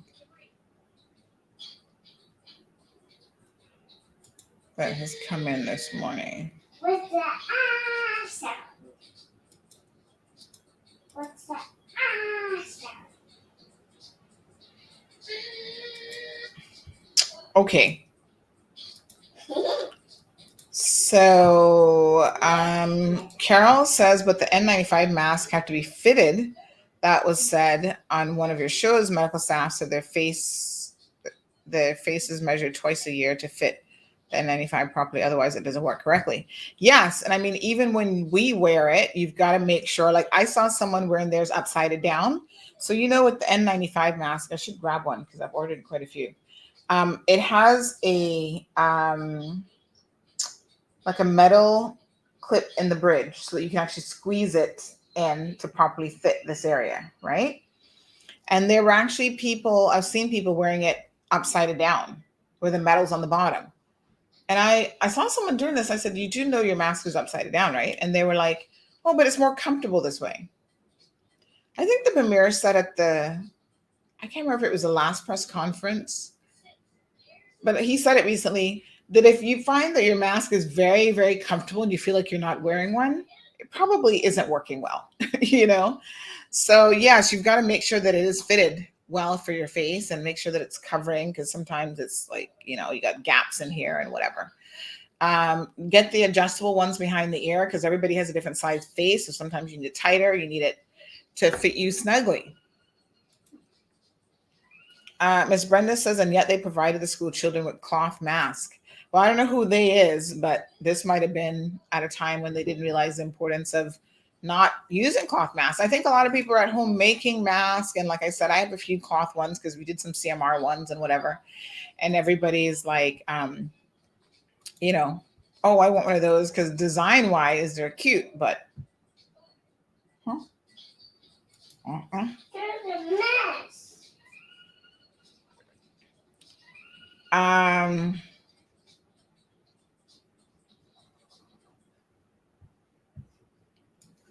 Here's some general guidelines from the CDC, and I'll share this link so you guys can go and read this in more detail for yourselves. But they've got some nice graphs and so forth here. Do choose masks that have 2 or more layers of washable, breathable fabric. Completely cover your nose and mouth. Fit snugly against the sides of your face and don't have gaps. Have a nose wire. That's what I was just speaking of, that nose wire, to prevent air from leaking out of the top of the mask. Do not choose masks made of fabric that makes it hard to breathe. For example, vinyl. Have exhalation valves or vents. A lot of people are doing this, which allows virus particles to escape. I don't know how many times I see people with this and I shake my head. I'm thinking, are they not paying attention to the fact that those valves actually do not work? They should make those illegal to sell because people are not keeping up and they keep buying them.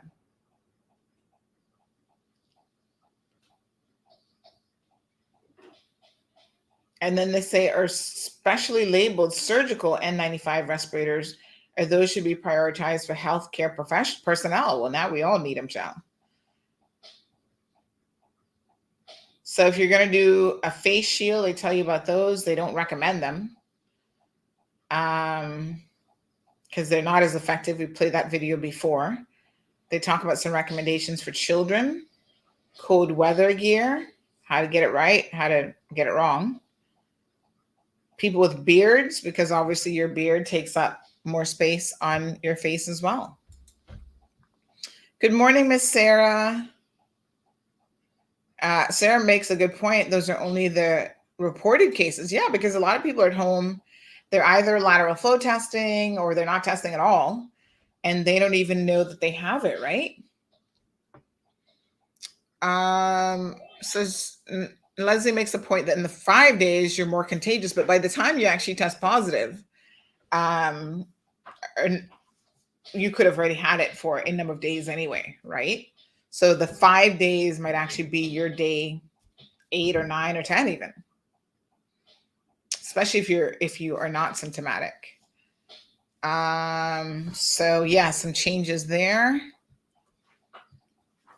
Mask and social distancing work, says Louis. My daughter lives in London and she had the Omicron. She was better within 7 days, says Irvelin. Nice, good to hear. Stop the crowd gathering, whether in public. Yeah, I don't know why everybody's like, oh, what are we going to do for New Year's? What you should do for New Year's is stay home. And you should stop with the fireworks as well while we're at it, because the poor dogs just can't even take any more of the fireworks. My husband sent me this thing. I'm going to share it with you guys. I wanted to look up the source of it because I guess he saw it on Facebook, but it said how, all of the ill things about fireworks. Now, I get that people like the noise and whatever, but other than humans, nobody else likes the noise of fireworks. In fact, have a look at this. Bees become so disoriented they don't go back to their hives. This is the wonders of fireworks. Birds have panic attacks at night, causing mass deaths. Wild animals raising babies abandon their dens in fear. Fish and other animals perish after ingesting firework debris. Companion animals have anxiety and panic attacks. We know that. That's why this time of year, every other post on CMR is a poor dog or cat that has ran away. And apparently some humans even have PTSD because of fireworks. Now there's something called silent fireworks, apparently, that you can look into. Carol says they're relentless even during the day, and I don't even understand why. Why, folks? Why?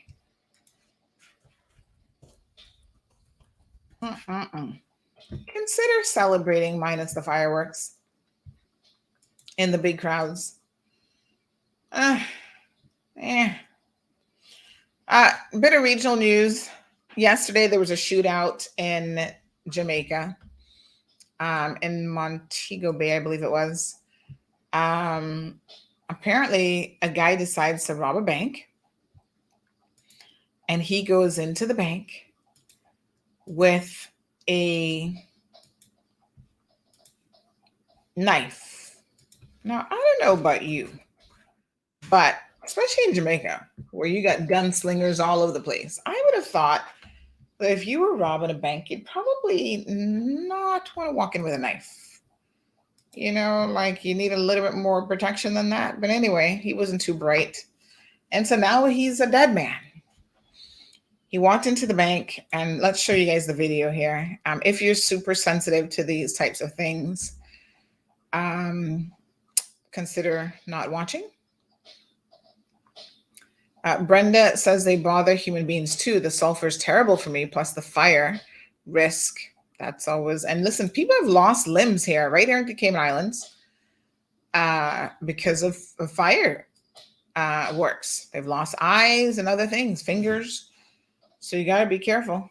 Fingers crossed.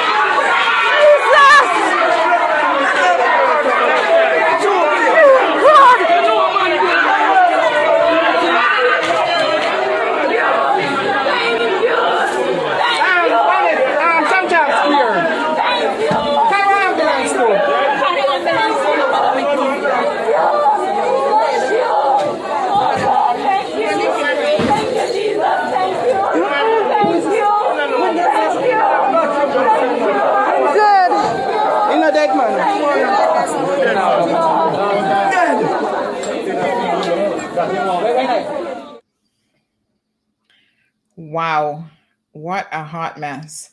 You know what I found most interesting about this is that there were people there just sitting down. You saw this? There were people there sitting down, not moving at all. Look at all these people just sitting down like nothing's going on. The dude went in with a knife. He held it. Look at this guy. He's not moving. He's not even saying, let me get up and get out of here. He went in with a knife and held it to the throat of a bank teller, and he was trying to steal some money.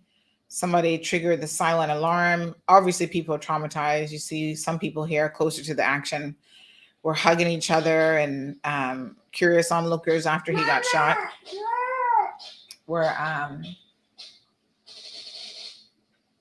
checking out the scene.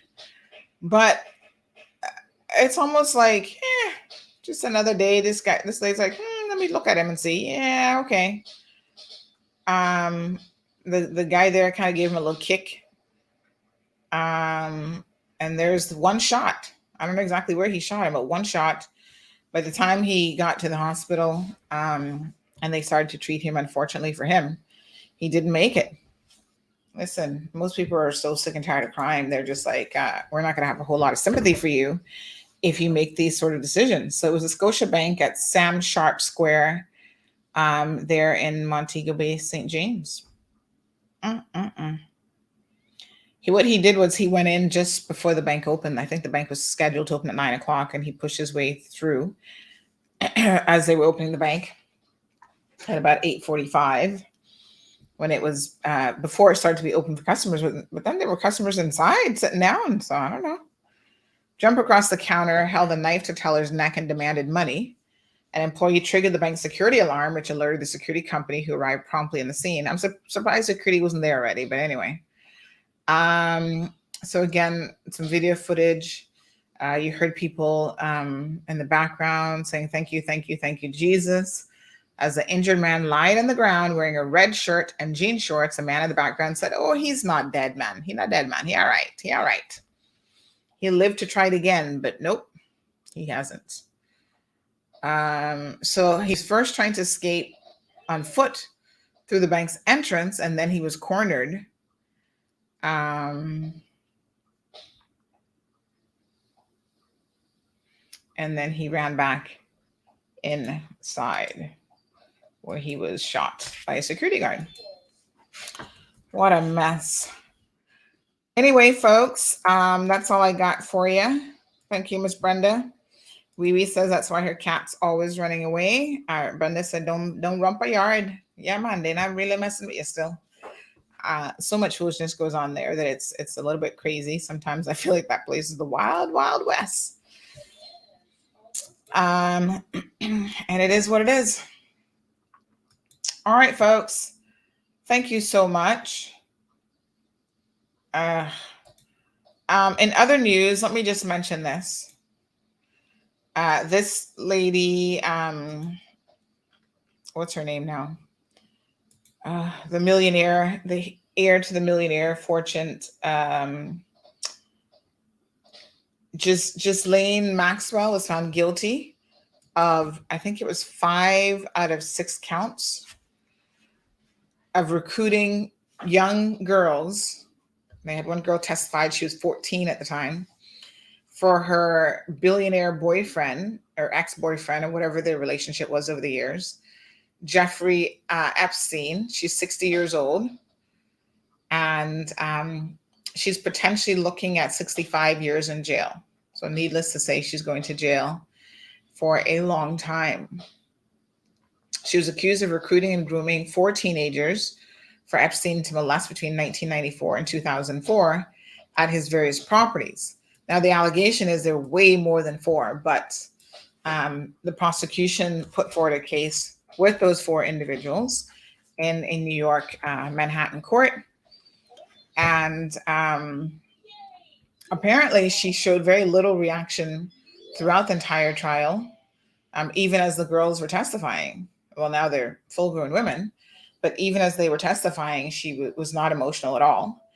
And she claims that she did not have a relationship with Epstein, that they were just friends. But yet the footage and the prosecution put on a lot of photographic evidence of the 2 of them kissing and hugging up, and her rubbing his feet on his private jet, and things that would say this is a relationship. But she claims that she wasn't in a relationship with him. I don't know why she tried to deny it now, but she was found guilty of conspiring to entice underage girls to be abused by him, as well as transporting and sex trafficking the teens. She was cleared of enticing. The one charge that they did not get her on is enticing a 17-year-old girl to travel from Florida to Manhattan with the intent to engage in illegal sexual activity. And there were other victims, but because of the time, the jurisdiction that they were in, they would not have been considered underage. Like the 17-year-old became a witness for the prosecution and was not seen. The judge explained that person could not be seen as a victim per se, because they were 17 at the time of the alleged behavior. So she didn't react. She didn't take the stand in her own defense or anything like that. She had maintained that the prosecution had not proved their case. And quite interestingly enough, when I read the details, I haven't really been keeping up with it in extreme detail, but I did read some of the details yesterday. The prosecution even brought into the courthouse one of the massage tables on which he used to molest some of these girls. These people are really sick. And just because you have access to money doesn't make you any less sick than the guy in West Bay who doesn't have any access to money. You know, they're all sick and cut from the same cloth. He was a billionaire that had an appetite. He was a billionaire pedophile, precisely what he was. And a lot of people are saying, oh, she'll mysteriously kill herself in prison too. Cry me a river and ask me if I actually care. I really don't. You know, when these people understand that they're no longer going to have a life of private jets and multiple luxurious properties and hanging out with the royal family and having property right next to Windsor Castle or Balmoral or wherever it is that they have all these multi-million-dollar properties, when they understand that going to jail means that that lifestyle is over and that you are at the bottom of the totem pole in the jailhouse, and you are likely to be treated very, very differently as a result, a lot of them will commit suicide because they're afraid of losing that lifestyle. So the alternative, they'd rather be dead, and so be it. I really don't care, to be honest, if somebody like that decides to take their life. Yeah, Prince Andrew, you know, it's so funny that they've been so critical, the British people as a whole, of Meghan Markle, but I don't see y'all speaking the truth on Prince Andrew, who, from all appearances, seems to be a pedophile. Y'all need to speak on that. Just because he's a member of the royal family? Well, that woman is suing him for raping her when she was underage. We'll see. Brenda says that they even had a private island that came. Oh yeah, these people were. Listen, there's rich people with a couple $1 million, whatever, and there is like uber ultra rich. That's the billionaires like this man, and even this lady. What's her name? Maxwell. She is the heir to, like, I forgot what her father did, but she was real money. She was multi-generational. Real money, right? So I'm disappointed that someone would have that type of access to everything in life. You've been given it. You're a British socialite. Why would you want to get? But you know, like I said, how much money you have, your status in life, none of that really makes a difference when you're that kind of a sick person. I mean, look at her. She's not a bad-looking woman. You know, why would she get involved in trafficking, sex trafficking these girls for this guy who has a disgusting appetite? And some of the details, I'm telling you, yesterday I did read up on what some of the victims were saying. I was like, oh my God.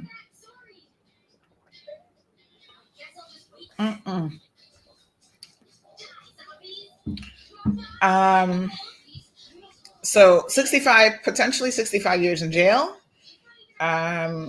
Guilty of the most serious charge against her, that of trafficking, of sex trafficking, which alone carries a maximum sentence of 40 years. No sentencing date has been set as yet. The judge is waiting to receive a pre-sentencing report. What do you think the pre-sentencing report is going to say? You know, oh, she's had a life of luxury. And apparently her and Epstein, you see the photos, they go way back. They have been BFFs, lovers, whatever the heck they were, for a very, very long time. She's going to be held at the Brooklyn Metropolitan Detention Center, where she's been kept in isolation since July of 2020. And listen, she has previously complained about the conditions. Oh, I'm sorry, we can't bring you high tea and biscuits and whatever else you're used to. Woman. Really. She also has US and French citizenship. What can I say? She, you know, it's just unbelievable. So they claim that, oh, she's losing her hair in prison, having trouble with her eyesight. and her ability to concentrate. Well, what are you concentrating on in prison exactly? Only God knows. She claims that she's not a suicide risk, but they have kept her on suicide watch nonetheless.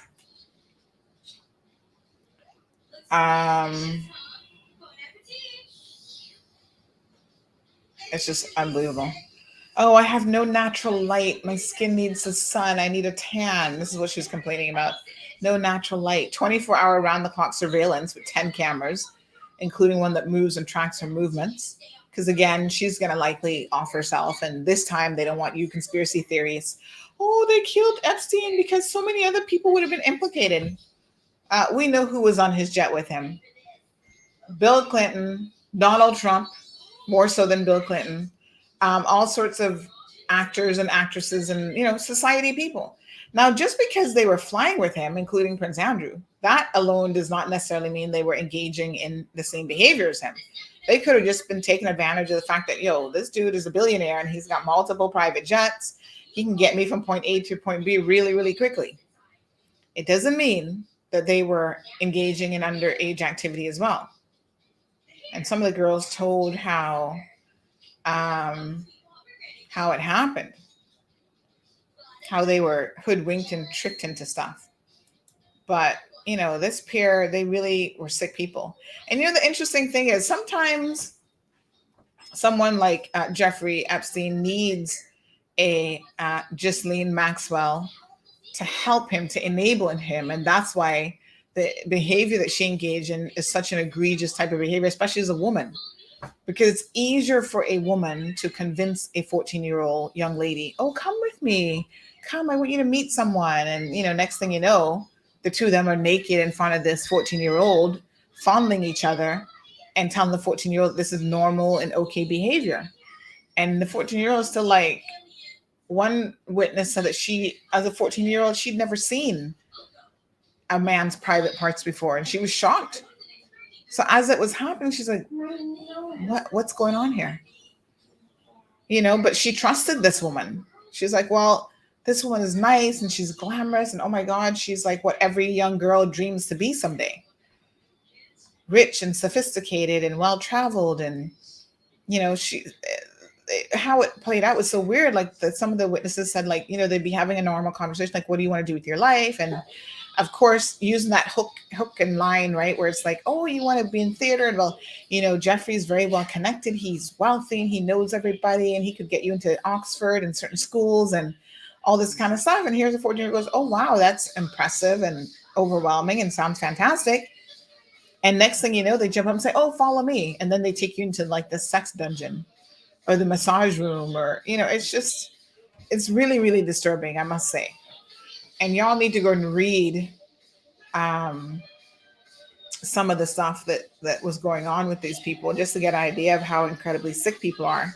And again, it doesn't matter if they have wealth, if they have prestige, if they have, so they did a whole photo.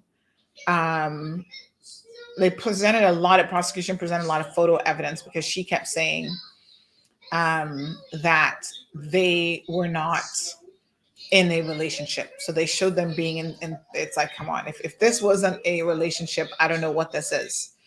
So yes, Ms. Brenda, sick is not poor or rich, it's just sick. You got that right. Yes, and obviously the royal family has removed him from his duties, but hiding him away. Turn him over to the officials, turn him over to the US government. Because we know he got some serious, they want him. The feds want him. They want to talk to him. Because he's got some serious questions to answer to. But this is now where royalty and who you are, who your mama is, when your mama the Queen of England, they're going to protect you. Here's a photo of the two of them at what appears to be the Queen's Balmoral residence. So this was shown in court.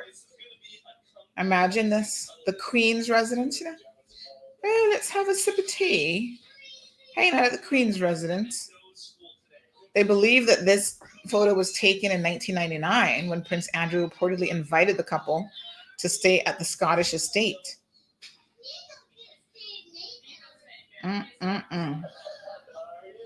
Wow. Her defense was that she's being used as a scapegoat for her former boyfriend and business associates' crimes. He was accused of running a vast network of underage girls for sex, but died in a New York jail cell before he could face trial.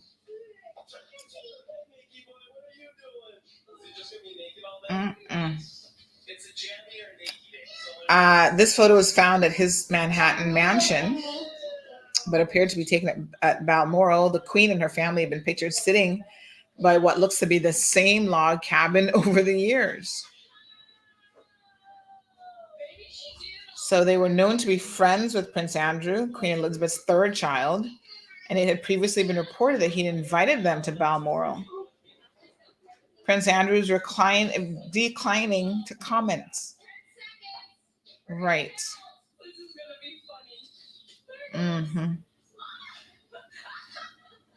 Wow. So among the other images shown in the court this week were several of Maxwell and Epstein together, sometimes embracing or being intimate with each other. And again, she tried to distance herself from him. Of particular note was a frame photo sitting at a table that shows the couple kissing and a sketch of Maxwell mounted on the bathroom wall. There were also pictures of two of Maxwell's accusers in various stages of undress. Wow. So she has British, American, and French citizenship. Now looking at 65 years. Good for her. That's all I'm going to say about her. Disgusting.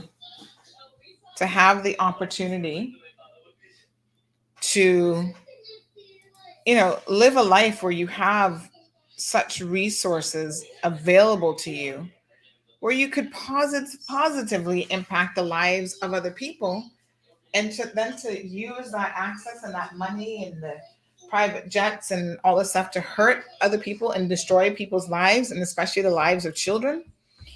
I have no sympathy for her. They should throw her under the jail for the 65 years as far as I'm concerned.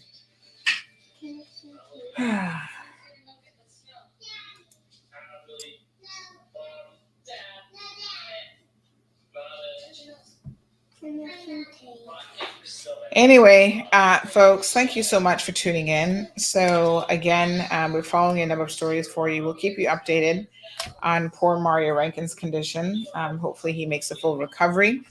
Again, we're reporting another death. I think this is COVID death number 12. A lady in her 50s who has died of COVID. Unvaccinated. Folks, if the evidence isn't sufficient enough, I don't know what to say.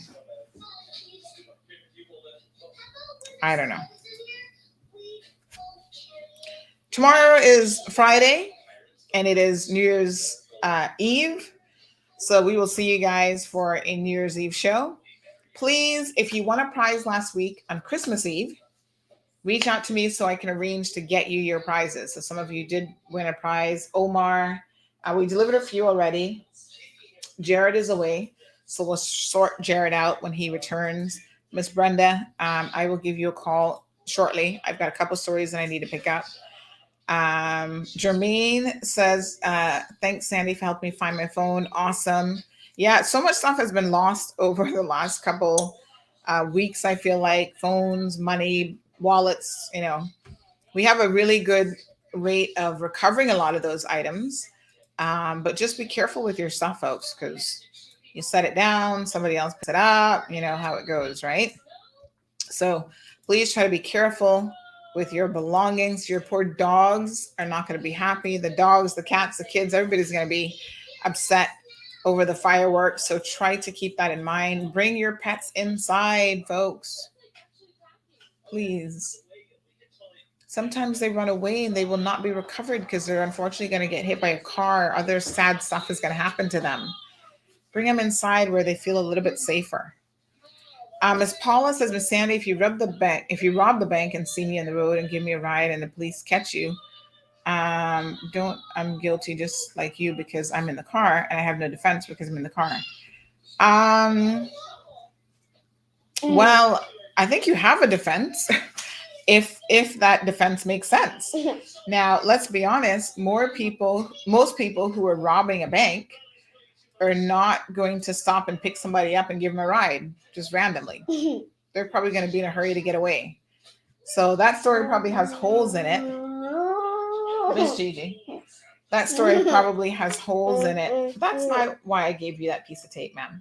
That story probably has holes in it for other logical reasons, right? I put tape on my mouth. No, don't do that. That can be very dangerous. And I stick paper on my mouth. So yes, folks, have a wonderful and safe day, Miss Gianna. I'm doing Mama's computer. You're doing Mama's computer? Yeah, Miss Gianna. All right, folks. Have a wonderful day. We'll see you guys tomorrow morning. I had one lollipop yesterday. Yeah, she was able to have a lollipop yesterday, but you know what that means for today, right? Why is my eyelash on my hand? That's the filter. Isn't that weird? Yeah. All right, Missy. No lollipops today. No sweets today. All right. All right, folks. You guys have a wonderful day. We'll see you tomorrow. I've got to get to work and keep an eye on this child at the same time. Be careful. My daddy is named Boogeyman. Oh my goodness. Anyway, careful. Careful, you're gonna fall. You're going to fall off of the chair. I want to show them. Yes, we'll have to get you your own show once Daddy approves that. Once you're 15 years old. All right, I'm folks. a crazy child. Have a good one, folks. We'll see you tomorrow. Be well. Be safe. Take your time on the roadways. Bye-bye. Bye. Thank you for tuning in to another edition of The Cold Hard Truth. Make sure to check Facebook for showtimes and more information and the latest news at CaymanMarlRoad.com. Subscribe to our IG and Facebook pages to get the latest happenings.